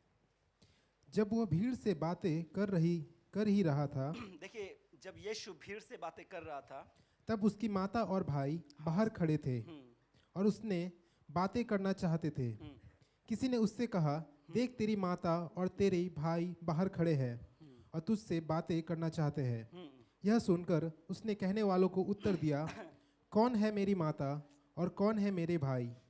और अपने चेलों को और अपना हाथ बढ़ाकर कहा, देखो मेरी माता और मेरे भाई ये हैं, क्योंकि जो कोई मेरे स्वर्गीय पिता की इच्छा पर चले वही मेरा भाई और मेरी बहन और मेरी माता है। यहाँ पे हम लोग देखते हैं एक बहुत अद्भुत घटना देखते हैं, बहुत अजीब सा घटना देखते हैं। प्रभु यीशु मसीह बड़े हो गए हैं और वो सेवकाई में निकले हैं, और काफ़ी दिनों के बाद वो वापस शहर आए हैं। और ये सुनकर मरियम बहुत खुश हुई है कि मेरा बेटा घर आया है। और जब मरियम अपने बेटे से, यीशु से मिलने जाती है, वो बाहर खड़ी है और प्रभु यीशु मसीह लोगों से बातें कर रहे हैं, तब किसी ने कहा कि आपका माँ आया है। लेकिन प्रभु यीशु मसीह ने वहाँ पे कहा कि कौन है मेरी माँ? कौन है मेरी माँ? सोचिए, आप जिस बेटे को बड़ा करते हैं, बहुत खतरों से, बहुत दुख से, तकलीफ से परवरिश करते हैं, पालते हैं, बड़ा करते हैं, और काफ़ी दिनों के बाद वो कहीं गया, फिर लौटा और आप उससे मिलने के लिए गए, आपके मन में कितना उत्साह होगा, कितना प्रेम होगा आपके मन में, कितना आपके मन में क्या कुछ नहीं होगा एक्चुअली अपने बेटे को देखने के लिए। अगर आपका बेटा कहे कौन है मेरी माँ,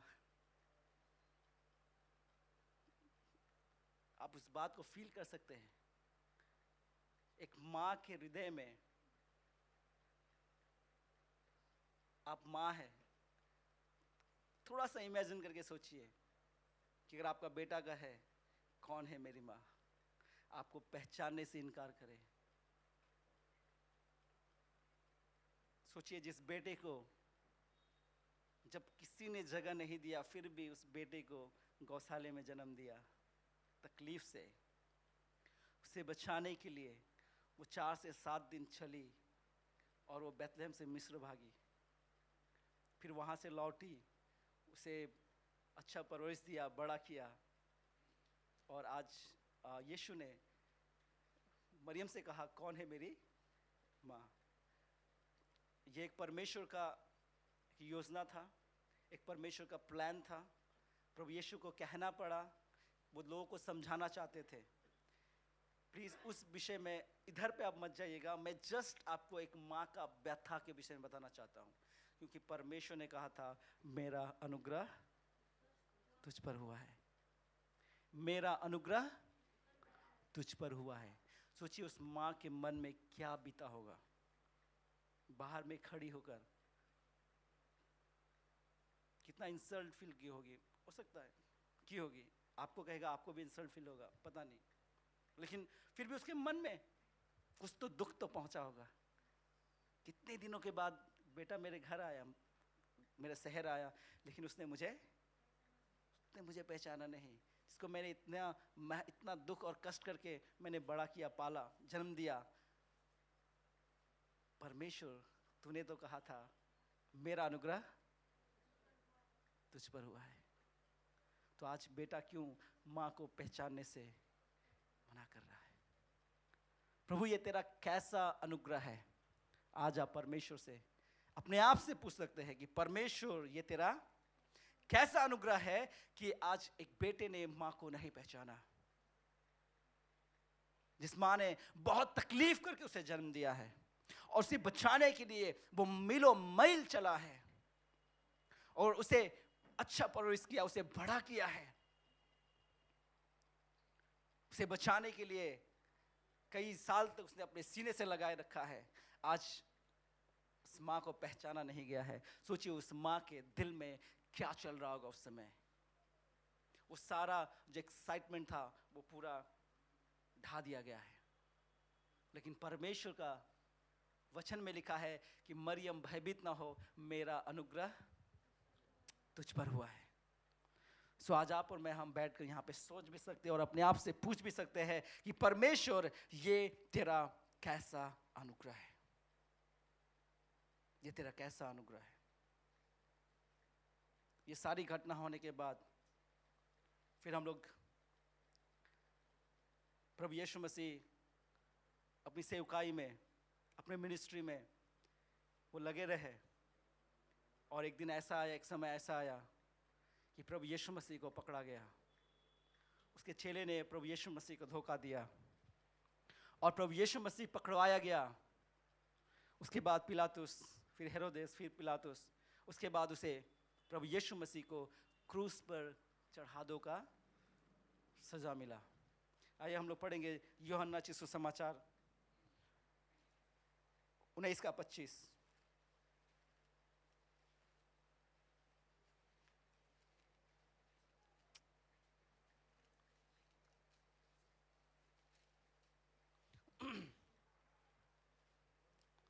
यूहन्ना की सुसमाचार 19:25।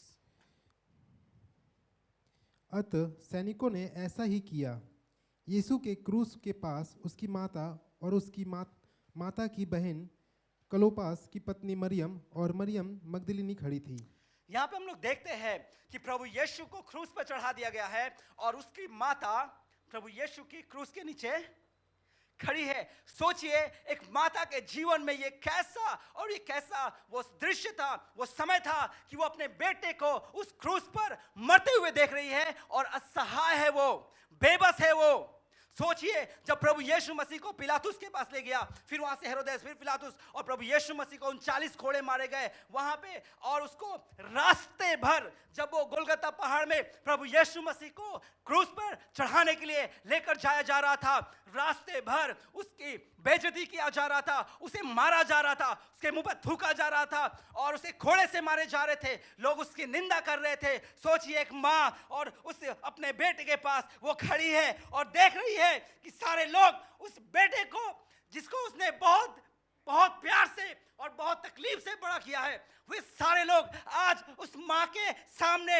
अपने बेटे को जलील कर रहा है, उसे थूक रहा है, उसे मार रहा है। वो माँ सोचिए खड़ी होकर, बेबस खड़ी होकर वो क्या सोच रही होगी अपने जीवन में। और जबकि परमेश्वर ने मरियम से कहा था कि मेरा अनुग्रह तुझ पर हुआ है। ये परमेश्वर कैसा अनुग्रह है कि एक माँ को अपने बेटे को जलील होते हुए देखना पड़ रहा और वो कुछ नहीं कर पा रही है। परमेश्वर ये तेरा कैसा अनुग्रह है कि एक माँ के सामने जिस पर परमेश्वर का अनुग्रह हुआ है, उसके बेटे को लातों से मारा जा रहा, थूका जा रहा है, कोड़ों से मारा जा रहा, उसकी निंदा किया जा रहा, उसके वस्त्र उसके सामने फाड़कर उस बेटे को नंगा किया जा रहा है। परमेश्वर ये तेरा कैसा अनुग्रह है। परमेश्वर ये तेरा कैसा अनुग्रह है।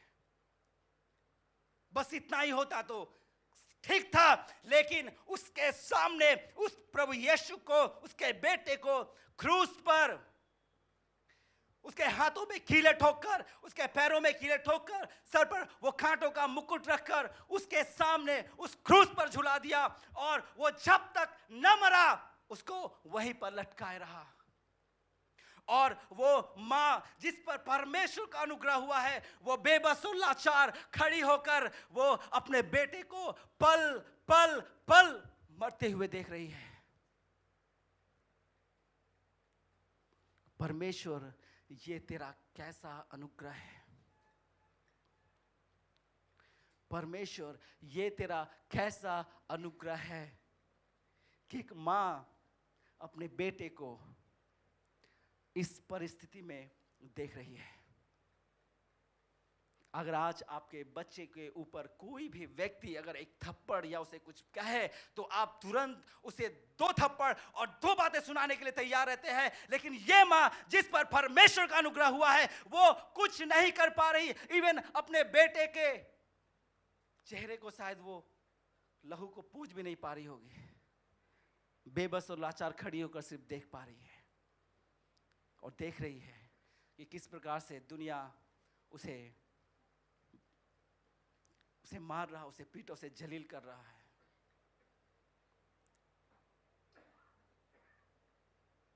आज आपको मुझे हमें पूछना है कि परमेश्वर ने अनुग्रह क्यों दिया है।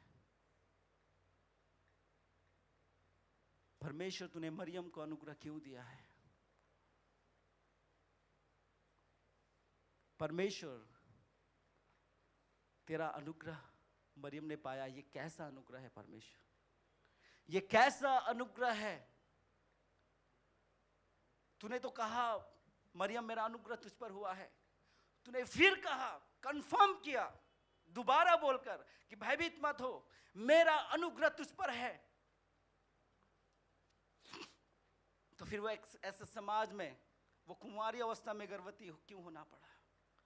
ऐसे समाज में एक परमेश्वर के पुत्र को जब अपने गर्भ में ली हुई थी, उसे एक भी घर ने क्यों जगह नहीं दिया, एक भी दरवाजे उसके लिए क्यों खोले नहीं गए, किसी ने क्यों उसको अपने घर में आने नहीं दिया, इवन क्यों सराय तक में उसके लिए जगह नहीं था, एक आश्रम तक में उसके लिए जगह नहीं था, क्यों उसे गौशाले में आपके बेटे को जन्म देना पड़ा, क्यों उसको अपने बच्चे को सीने से लगाकर मिस्र तक भागना पड़ा, क्यों लोगों के सामने उसे जलील होना पड़ा, और क्यों उसे बेबस और लाचार बनकर अपने बेटे को मरते हुए देखना पड़ा, जबकि परमेश्वर आपने कहा था मेरा अनुग्रह तुझ पर हुआ है।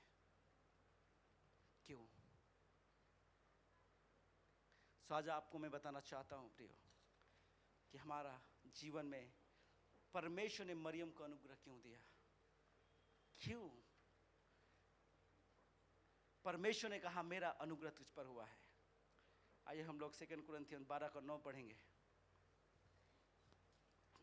आज आप जानिए कि परमेश्वर ने आपको अनुग्रह क्यों दिया है। जब आप और मैं हम बहुत ही हियाब के साथ, बहुत ही गर्व के साथ सीना फुलाकर ये कहते हैं कि हम अनुग्रह के समय में हैं, परमेश्वर ने हमें अनुग्रह दिया है, तो परमेश्वर ने अनुग्रह आपको और मुझे क्यों दिया है। तो हम लोग 2 कुरिन्थियन 12:9, क्यों परमेश्वर ने कहा मरियम मेरा अनुग्रह तुझ पर है। आइए अब हम लोग पढ़ेंगे 12:9। पर उसने मुझसे कहा मेरा अनुग्रह तेरे लिए बहुत है। परमेश्वर ने यहाँ पे कहता है मेरा अनुग्रह तेरे लिए बहुत है, मेरा अनुग्रह तेरे लिए काफी है। परमेश्वर ने मरियम को क्यों अनुग्रह दिया? क्योंकि परमेश्वर ने मरियम को अनुग्रह इसलिए दिया ताकि मरियम इस बात को समझ सके कि जब वो कुंवारी अवस्था में गर्भवती होगी और समाज उसको बदचलन और उसे व्यभिचारिणी कहेगी, तब मरियम अपने जीवन में यह समझ सके कि परमेश्वर तेरा अनुग्रह मेरे लिए काफी है। लोग चाहे मुझे किसी भी नाम से बुलाए, लेकिन तेरा अनुग्रह ही मेरे लिए काफी है। जब लोग आपके बच्चे को जन्म देने के लिए दरवाजा ना खोले, जब लोग मुझे अपने घर में अलाउ ना करे, जब सराय तक में मुझे जन्म देने के लिए जगह ना मिले, मुझे चाहे गौशाले में आपके बेटे को जन्म देना पड़े, फिर भी तेरा अनुग्रह मेरे लिए काफी है। हालेलुया। अनुग्रह इसलिए नहीं है कि आप अपनी इच्छा और अपनी मर्जी को करें, लेकिन जब लोग आपको ठुकराए, आपको जब लोग गलत नाम से बुलाए, आपको जब लोग बेइज्जत और इंसल्ट करे, जब लोग आपको अपने घर में जगह ना दे, तब आप उस समय अपने हियाब को बांधकर अपने सीना ठोक कर ये कह सके कि परमेश्वर इस परिस्थिति में भी तेरा अनुग्रह मेरे लिए काफी है। हालेलुया। अनुग्रह परमेश्वर ने मरियम को इसलिए दिया ताकि जब उसे भागना पड़े, अपने बच्चे को सीने से लगाकर जब उसे भागना पड़े, रास्तों में, कठिनाई में, परेशानी में, हर प्रकार के तकलीफों से होकर जब गुजरती है, मरियम ये कह सके कि परमेश्वर तेरा अनुग्रह मेरे लिए काफी है। जब बेटा मां को पहचानने से इनकार करे, कोई बात नहीं, परमेश्वर तेरा अनुग्रह मेरे लिए काफी है, क्योंकि यही लिखा गया था कि यीशु आपका बेटा मुझे ना पहचाने। लेकिन इस परिस्थिति में जब लोग चारों ओर शायद हंस रहे होंगे कि बेटे ने मां को नहीं पहचाना, इंसल्ट, लेकिन उस समय वो दरवाजे पे खड़ी होकर ये कह सके परमेश्वर तेरा अनुग्रह मेरे लिए काफी है। जब वो अपने बेटे को मरते हुए देख रही थी, जब लोग उसका बेइज्जत कर रहा था, जब थूक रहे थे, जब उसे लात मार रहे थे, घूस से मार रहे थे और उसे जब क्रूस पर चढ़ा रहे थे, वो बेबस और लाचार खड़ी होकर वो देख रही थी, वो देख नहीं रही थी, वो अपने मन में कह रही थी परमेश्वर तेरा अनुग्रह मेरे लिए काफी है।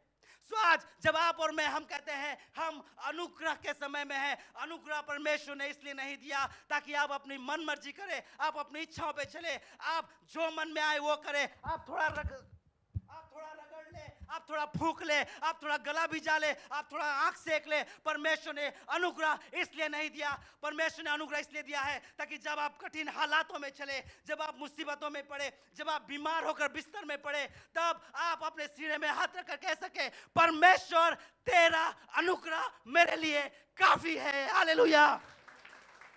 आप रोते, बिलखते, गिड़गिड़ाते, पास्टर को तकलीफ दे, ऐसा इसलिए परमेश्वर ने अनुग्रह नहीं दिया है। निश्चय परमेश्वर पास्टर आपका पालक है, आपका चरवाहा है, आपका पिता के समान है। जब आपको तकलीफ में देता है तो परमेश्वर पालक आपके लिए प्रार्थना करते हैं, आपको संवेदना देते हैं, आपके साथ खड़े होते हैं। लेकिन याद रखिएगा अनुग्रह आपको इसलिए दिया गया है, आपको इसलिए दिया गया है ताकि आप हर अपने विकट परिस्थिति में आप रोए नहीं, गिड़गिड़ाए नहीं, कमजोर ना बने। आप बोले हाँ पर मैं अब हमसे नहीं होगा, पास्टर जी कुछ कीजिए।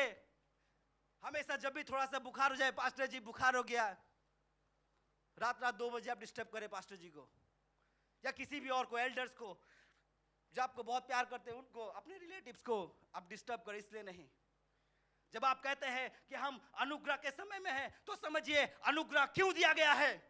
अनुग्रह इसलिए नहीं दिया गया है ताकि आप जो मन में आए, जो मर्जी आए, जैसा भी वैसा अपने जीवन को बिताए। अनुग्रह इसलिए दिया गया है ताकि जब आप मुसीबतों में पड़े, जब आप कठिनाई परिस्थिति में होकर गुजरे, जब आप मृत्यु सैया में भी अगर आप लेटे हो, जब आप बीमार पड़कर बिस्तर में लेटे हो, कोई देखने वाला नहीं हो, आपको लगता है कि आपको कोई पूछने वाला नहीं हो, उस समय, उस परिस्थिति में अपने सीने पे हाथ रख कर कह सके तेरा अनुग्रह मेरे लिए काफी है।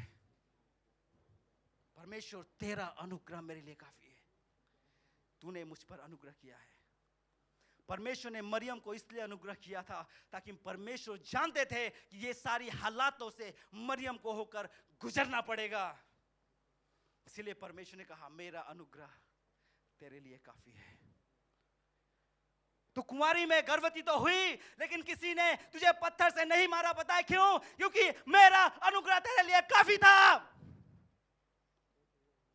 तुझे अपने बच्चे को लेकर भागना तो पड़ा, लेकिन जंगलों में, रास्तों में, पहाड़ों में होकर जब गुजरी तो तेरा एक भी बाल बाका नहीं हुआ, क्योंकि मेरा अनुग्रह तेरे लिए काफी था। तू जब वहां पे, शायद हो सकता है तू अपने आप को इंसल्ट फील की होगी, क्योंकि यीशु ने तुझे नहीं पहचाना, लेकिन उस परिस्थिति में भी मेरा अनुग्रह तेरे लिए काफी था। और निश्चय एक मां होने के बावजूद तू अपने बेटे को मरते हुए देख रही थी, लेकिन उस परिस्थिति में भी मेरा अनुग्रह तेरे लिए काफी था। तो परमेश्वर ने लास्ट में नहीं कहा कि मेरा अनुग्रह तेरे लिए काफी है, मेरा अनुग्रह तुझ पर हुआ है, लेकिन परमेश्वर ने शुरू में कहा। कब कहा? शुरू में कहा, मेरा अनुग्रह तुझ पर हुआ है। सो आज जब आप हर एक जन यहाँ पे बैठे लोग, जब आप कहते हैं कि हम अनुग्रह के समय में हैं, परमेश्वर का अनुग्रह के समय में हम जी रहे हैं, तो परमेश्वर ने आपको अनुग्रह इसलिए नहीं दिया गया, इसलिए आपको नहीं दिया कि आप अपनी मर्जी और इच्छाओं पे चले, आप जो मन में आए वो करें और कहे कि परमेश्वर का अनुग्रह है, हम परमेश्वर हमें माफ़ कर देगा, इसीलिए हम थोड़ा रगड़ लेंगे, थोड़ा चबा लेंगे, थोड़ा फूंक लेंगे, थोड़ा गला भिजा लेंगे, थोड़ा आँख सेक लेंगे, थोड़ा ये कर लेंगे, वो कर लेंगे। परमेश्वर ने इसलिए आपको अनुग्रह नहीं दिया है। परमेश्वर ने आपको इसलिए अनुग्रह दिया है ताकि आप हर कठिन परिस्थिति से जब होकर गुजरे, दाऊद के समय आप कह सके, चाहे मैं घोर अंधकार से भरी हुई तराई में होकर चलूं तो भी हानि से न डरूंगा। क्यों? क्योंकि तेरा अनुग्रह मेरे लिए काफी है। हालेलुया। पौलुस क्यों कह सका कि तेरा अनुग्रह मेरे लिए काफी है? पौलुस कहता है कि उसके आँख में एक कांटा चुभाया गया, अर्थात उसके जीवन में कुछ ऐसी बीमारी थी जिसके लिए उसने 3 बार प्रार्थना किया, लेकिन परमेश्वर ने प्रार्थना नहीं सुनी। अगर आप अपने लिए प्रार्थना करते, आपकी प्रार्थना नहीं सुनती, तो शायद आप कंप्लेन्स करते होंगे, आप परमेश्वर से कंप्लेन करते होंगे। मरियम के जीवन में मरियम ने परमेश्वर से एक बार भी प्रश्न नहीं किया कि परमेश्वर मेरे जीवन में ऐसा क्यों हो रहा है। पौलुस ने परमेश्वर से कभी प्रश्न नहीं किया कि परमेश्वर मैंने तो 3 बार प्रार्थना किया, आपने मुझे चंगा क्यों नहीं किया, अभी भी ये प्रॉब्लम, अभी भी ये बीमारी क्यों है? क्योंकि उनको पता था कि परमेश्वर का अनुग्रह उस पर हुआ है और वो अनुग्रह उनके लिए काफी है। सो आज आप जितने भी लोग यहाँ पे उपस्थित हैं, आज मैं विश्वास करता हूँ कि आज आपने अनुग्रह को जाना है, और उस अनुग्रह को जब आपने जाना है और परमेश्वर का अनुग्रह जब आपके साथ है, आप किसी भी हालात से होकर गुजरे, आज आप मरियम को और पौलुस को याद रखिए अपने जीवन में, और हर परिस्थिति में खड़े होकर ये कह सके कि चाहे कुछ भी हो जाए मेरे जीवन में, लेकिन परमेश्वर का अनुग्रह मेरे लिए, परमेश्वर का अनुग्रह मेरे लिए, परमेश्वर का अनुग्रह मेरे लिए। आज से आप किसी भी हालात में गिड़गिड़ाएंगे नहीं, रोएंगे नहीं, हारेंगे नहीं, लेकिन उस परिस्थिति को कुचल कर कहेंगे, परमेश्वर तेरा अनुग्रह मेरे लिए। परमेश्वर आपको आशीष दे।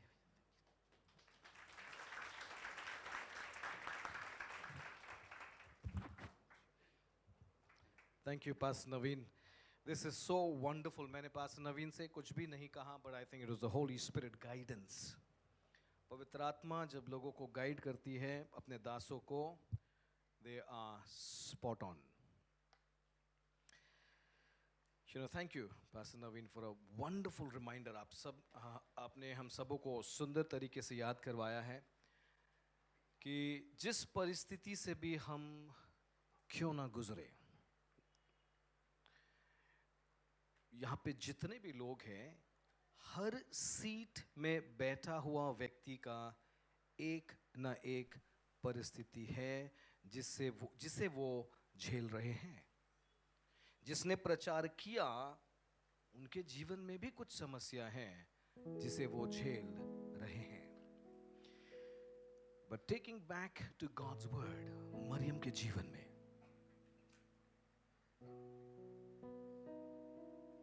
जन्म से लेके प्रभु यीशु को क्रूस तक, that's right, she could have questioned God, where's your favor? आपके अनुग्रह, your favor, your grace, स्वर्गदूत के पाठाले प्रकाश हो गया, स्वर्गदूत ने मेरे को बोल दिया, तो अभी प्रभु तू किधर है?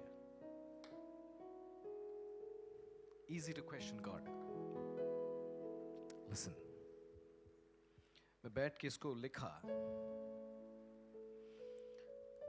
Grace is a gift.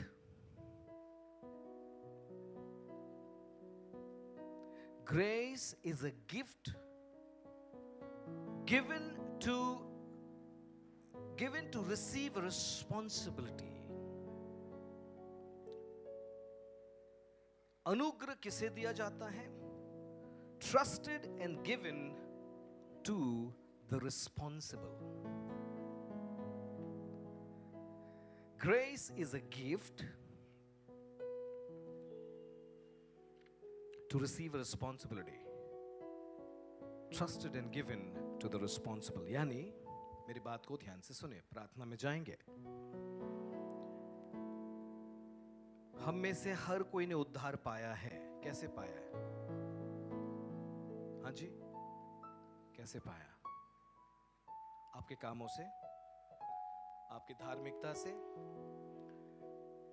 आपकी ज्ञान से, आपके धन दौलत से, आपके पारिवारिक बैकग्राउंड से. हम यहूदी हैं, हम इजरायली हैं, हम ये हैं. How did you receive salvation? कैसे मिला आपको? वन वर्ड, অনুগ্রহ. আমি উদ্ধার পেয়েছি ঈশ্বরের ভালোবাসা, ঈশ্বরের স্নেহ. তিনি আমার ত্রাণকর্তা, সবকিছু. কিন্তু কিভাবে?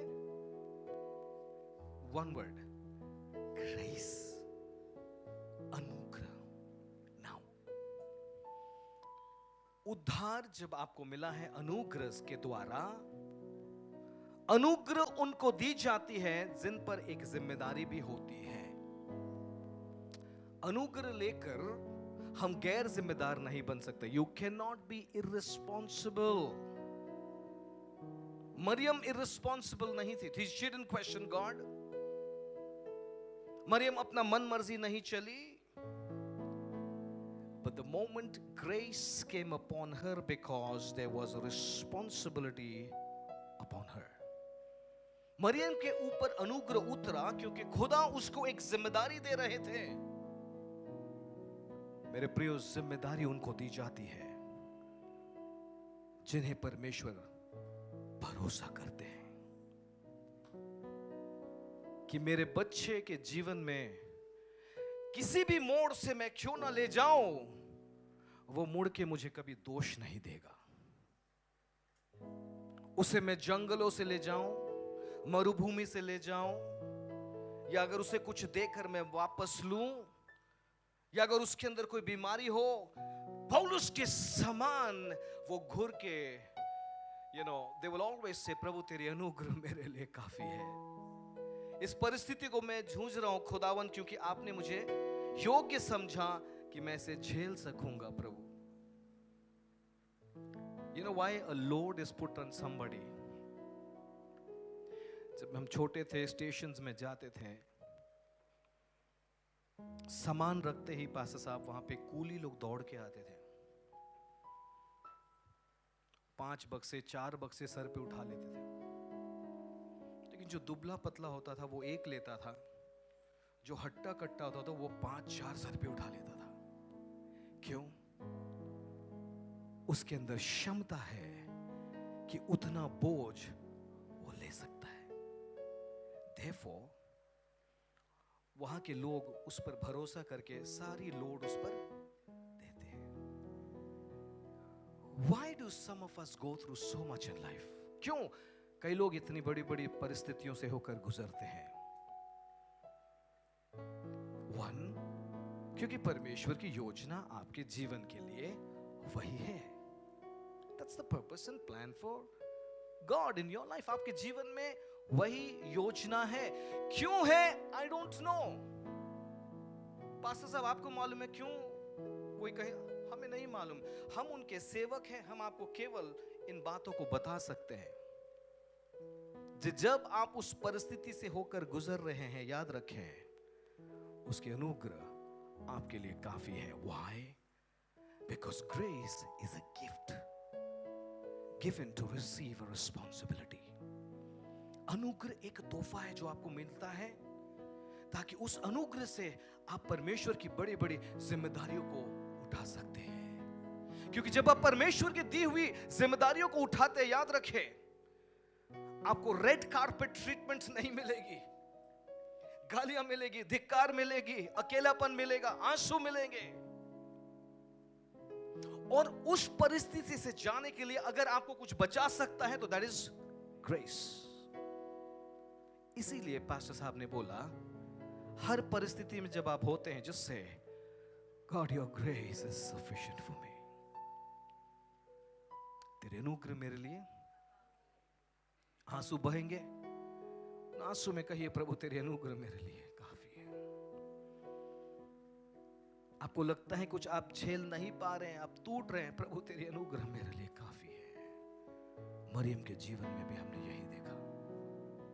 So grace is a gift given to receive responsibility and given to the one who is trusted. परमेश्वर उन्हें देते हैं, याद रखें, जिन पर वो भरोसा करते हैं। आज हर एक के जीवन में अनुग्रह दी गई है। Everybody has received on grace. You know, the famous English statement that says, "There go I, but by the grace of God." प्रियो, आज अगर अनुग्रह हमारे जीवन में नहीं होता, यहां पे हम कोई भी योग्य नहीं है कि हम परमेश्वर के सामने खड़े हो सके। It's just the grace. So we thank God for His grace. अनुग्रह हमें दिया गया है ताकि हम अपने जीवन के उन हर परिस्थितियों का जब सामना करेंगे, यह अनुग्रह ही हमारे जीवन में काम करेगा और कुछ नहीं। Let me repeat that for you again. जीवन की भयंकर परिस्थितियों से जब हम होकर गुजरते हैं, तो loneliness, this brokenness, the defeats in life, वो अकेलापन, जब हम टूट और बिखर जाते हैं, अंधेरे में अकेले पड़े रहते हैं, बीमारी हो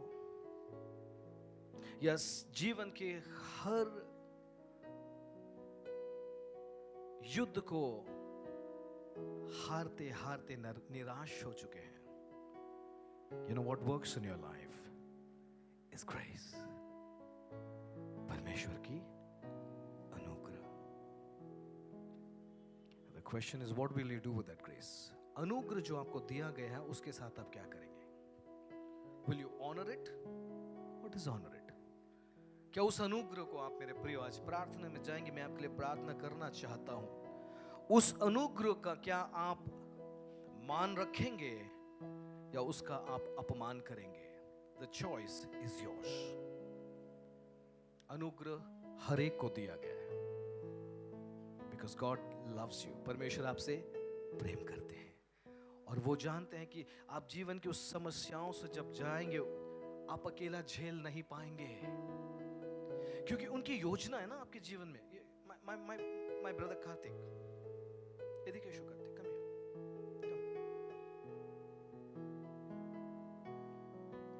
come here, come here, Vinod, इधर आना, come here. Listen, I want you to learn something today.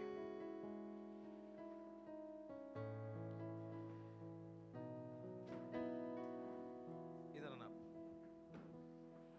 तेरे अनुग्रह मेरे लिए काफी है। मैं आपको दिखाना चाहता हूं क्यों खुदा ने अनुग्रह दिया है। Why God has given grace.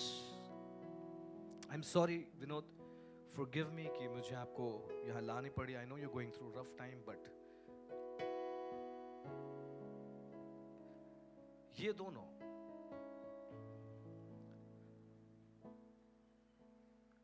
absolutely experience the raw grace of God.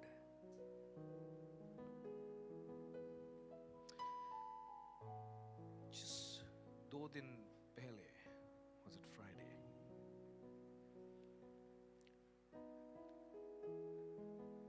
मुझे विनोद और श्वेता के जो बेबी था, स्टिल बॉर्न बेबी को I had to give a funeral. Vinod जब उस बच्चे को लेकर मेरे साथ चल रहा था, मुझे मालूम है कि आगे जाके हम उस बच्चे को दफनाएंगे। All I said, God, let your grace take over. प्रभु तेरी अनुग्रह इस जगह काम करे। मेरे पास बोलने के लिए शब्द नहीं, मेरा प्रचार प्रभु ने सांत्वना नहीं दे सकता है। तेरा वचन और तेरी अनुग्रह ही काम कर सकता है। इस परिस्थिति से जिससे वो गुजर रहे, वो और उनकी पत्नी,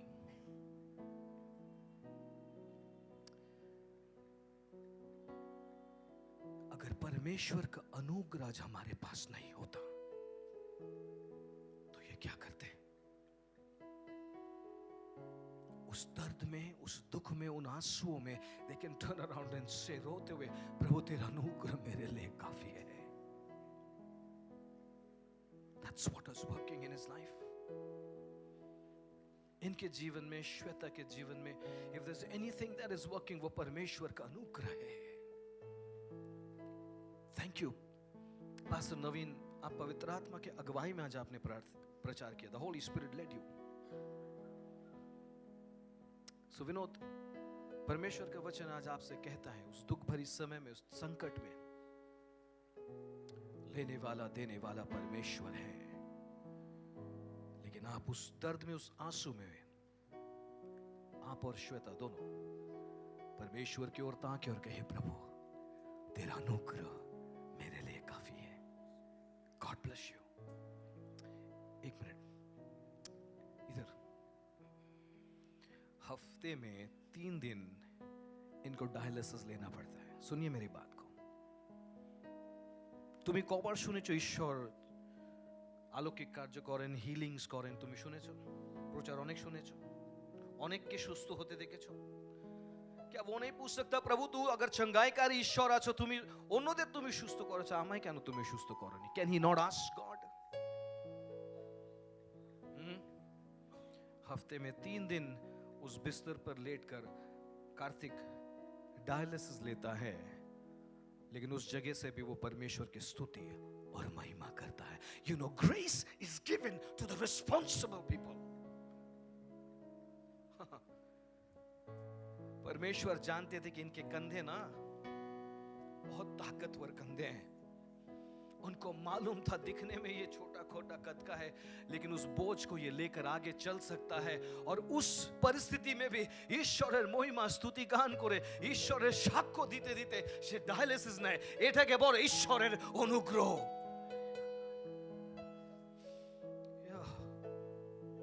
That's the grace of God. आज हम सब यहाँ जीवित हैं उसके अनुग्रह के कारण।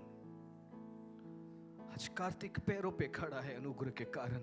एक बाप और माँ जो बच्चा जन्मा नहीं उसको मिट्टी में दफना के पैरों पे खड़े हैं उसके अनुग्रह के कारण। अनुग्रह एक गिफ्ट है जो इन्हें दिया गया है। Why? ताकि इन पर जिस परिस्थिति से ये गुजरेंगे उस परिस्थिति को झेलने के लिए खुदा ने अनुग्रह दिया है। बट माय क्वेश्चन इज, उस अनुग्रह में ये क्या करेंगे? अनुग्रह को तिरस्कार करेंगे, बेइज्जती करेंगे, तुम ईश्वर नहीं, तुम आमादी के देखो ना। No, I am so happy. आज विनोद घर पे बैठ सकता था, कहेंगे मैंने खुदा से प्रार्थना किया, खुदा ने सुना नहीं, मेरे बच्चे को ले लिया, तो मैं उसके भवन में क्यों जाऊं? पर देखिए परमेश्वर का प्रेम इस हृदय में, आज वो प्रभु के भवन में खड़ा है, इसलिए क्योंकि वो जानता है तेरी अनुग्रह मेरे लिए काफी है। The true champions of God, परमेश्वर के असली चैंपियंस मेरे दोस्त, वो बड़े बड़े मंच पे खड़े होकर बत्तियों के बीच में रहने वाले नहीं, लेकिन उस अनुग्रह को लेकर सही रास्ते पे जाने वाला। These are the real champions of God. इनकी ओर देखकर मैं सीखता हूं। अनुग्रह के विषय में प्रचार करना एक बात है, और उस दर्द को झेलते हुए टुकड़े टुकड़े में बंटते हुए खड़े होकर कहना तेरे अनुग्रह मेरे लिए काफी है, it's another thing. I challenge you this morning, इनके जीवनों को देखें। पास्टर साहब ने beautifully from God's word Mariam के विषय में आपके सामने लाया कि उसके अनुग्रह को देखें। मरियम के जीवन में हर कुछ देखा, लेकिन वो अपने परमेश्वर के अनुग्रह से खड़ी रही। क्या आप परमेश्वर के अनुग्रह में खड़े रहेंगे? I want to challenge you this morning. जो अनुग्रह में आज ये खड़े हैं, जिस अनुग्रह में ये खड़ा है, जिस अनुग्रह में मरियम खड़ी थी, वही अनुग्रह आपको दिया गया है। What will you do with it? आप टूटेंगे, बिखरेंगे, परमेश्वर को दोषी देंगे, or will you honor that grace of God? The choice is yours. आइए अपने पैरों पे खड़े होंगे, प्रार्थना करेंगे। Thank you Jesus, thank you, thank you. I want to, मैं प्रार्थना करना चाहूंगा आपके लिए।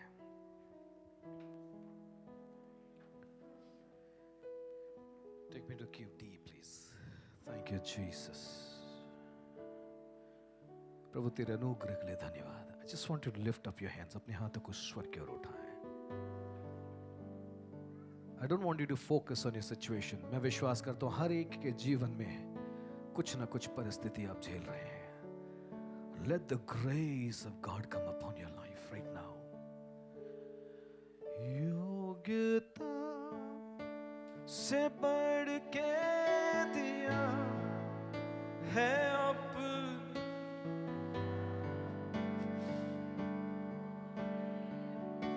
sing it one more time.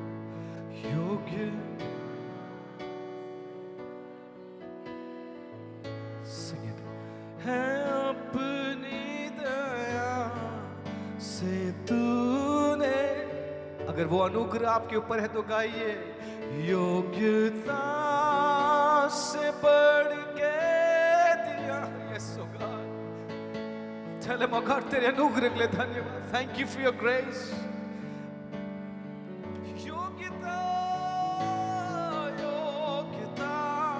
Tell him, oh God, I thank you. तेरे अनुग्रह के लिए प्रभु जी।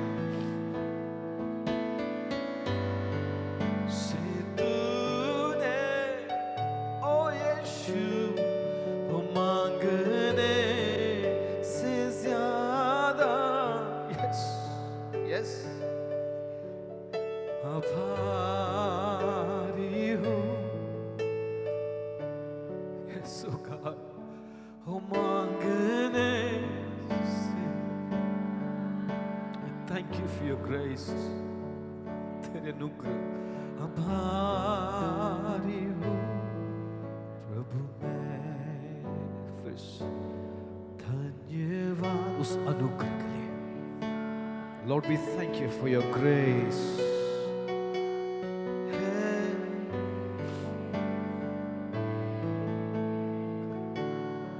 उन आंसू के साथ उपका धन्यवाद। Tell him I thank you for your grace.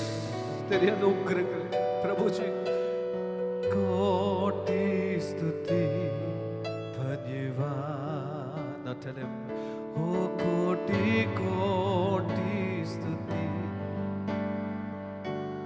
One more time, कोटि कोटि। Thank you. क्योंकि अब है पूरा। यस प्रभु तेरी अनुग्रह तुम सा कोई नहीं। अब है प्रभु जी, अब है पूरा यकीन तुम सा कोई नहीं। योग्यता से, ओ योग्यता से बढ़ के दिया, ओ अपनी दया से तूने मुझे मेरे यीशु योग्यता। यस है अब तेरे अनुग्रह प्रभु, तेरे अनुग्रह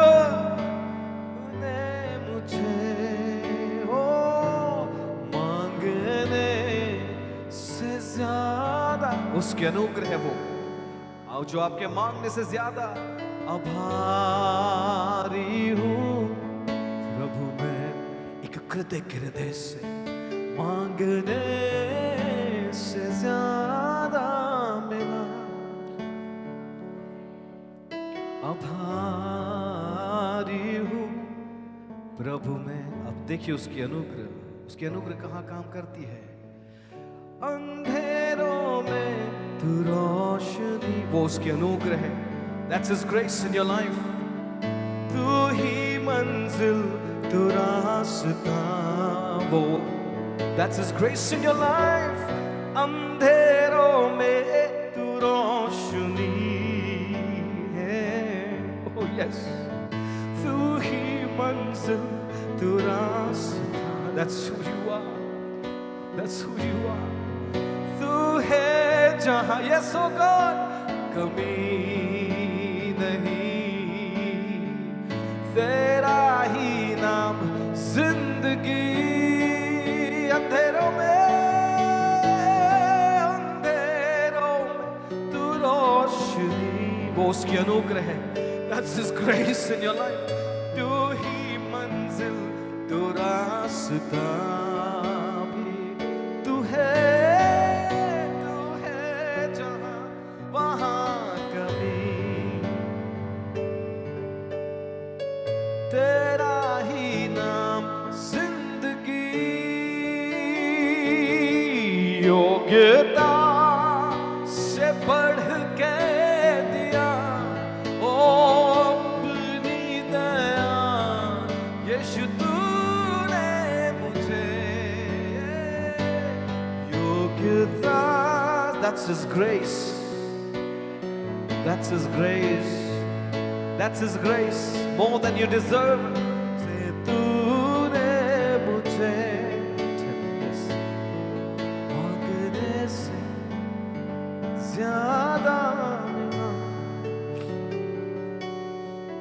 आभारी हूँ प्रभु मैं, मांगने से ज्यादा मिला।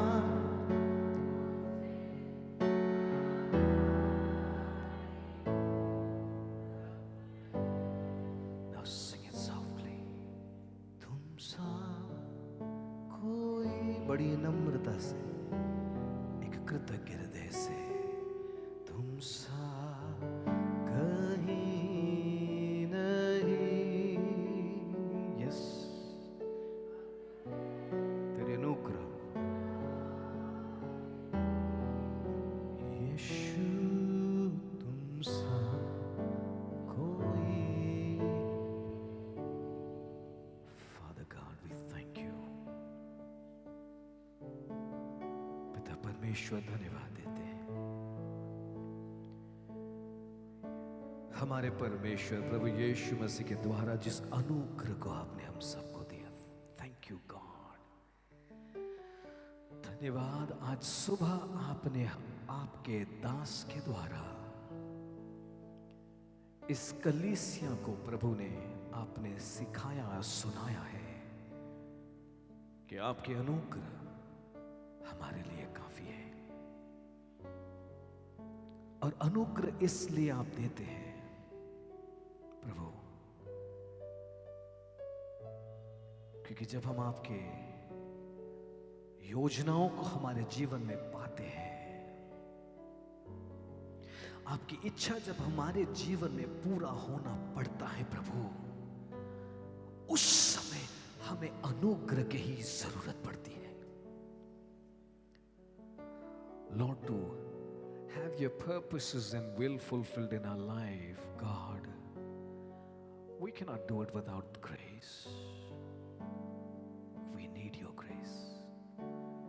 प्रभु, आज मैं प्रार्थना करता हूं, आप जानते हैं इस कलीसिया में किसे इस समय they need your amazing grace this morning, जिन्हें उस अद्भुत अनुग्रह की खास जरूरत है प्रभु। आज आपका वचन उनके लिए था और प्रभु वो अद्भुत अनुग्रह उनके जीवन में काम कर पाए। bless them. आपके प्रिय दास के लिए धन्यवाद प्रभु। जो मैं विश्वास करता हूं आज इस कलीसिया को जिस चीज की जरूरत थी, पवित्र आत्मा में रहकर, पवित्र आत्मा से सुनकर आज आपके प्रिय दास ने आज उस वचन को हमारे साथ बांटा है। इसके लिए हम आपको धन्यवाद देते हैं प्रभु। हम आपके सामने आभारी हैं।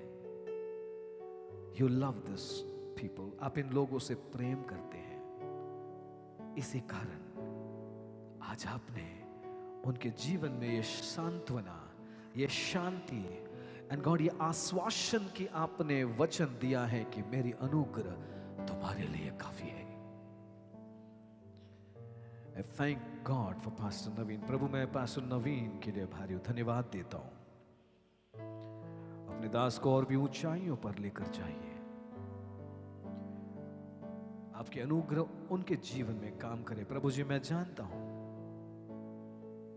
कितने दिक्कत, कितने परेशानियों का वो सामना करते हैं, लेकिन प्रभु हमेशा उनके जीवन से मैंने देखा और सीखा है, वो हमेशा हंसते हुए आपकी स्तुति और प्रशंसा करते और धन्यवाद की कृतज्ञ हृदय को दर्शाते हैं। Bless him abundantly. अनीता बहन को आशीषित करिए, सोफिया को आशीषित करिए, छोटा शालोम को आशीषित करिए प्रभु।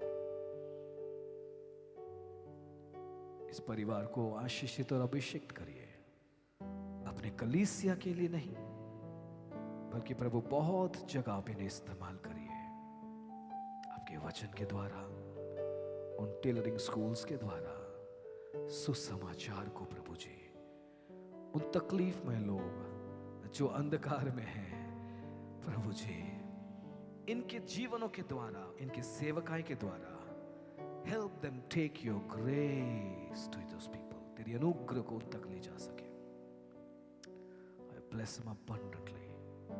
Thank you for your word this morning. आपके वचन के लिए धन्यवाद। तेरे लोग प्रभु अपने बच्चों को आशीषित रखिए, हर एक को सुरक्षित ले जाइए और आपकी अनुग्रह आज हर एक के जीवन में काम कर पाए। इस अनुग्रह को पहचानने की प्लीज प्रभु जी हमें सहायता करिए पवित्र आत्मा, that we might be able to recognize this grace that is a gift given to us as we take on the great responsibility.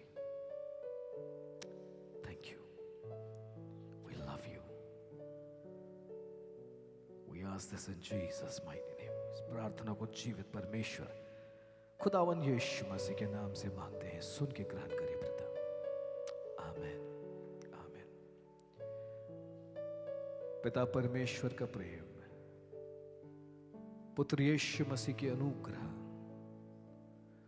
और पवित्र आत्मा की सहभागिता आपके साथ, मेरे साथ, हम सब के साथ हमेशा हमेशा बनी रहे, हमारे प्रभु यीशु मसीह के आने तक।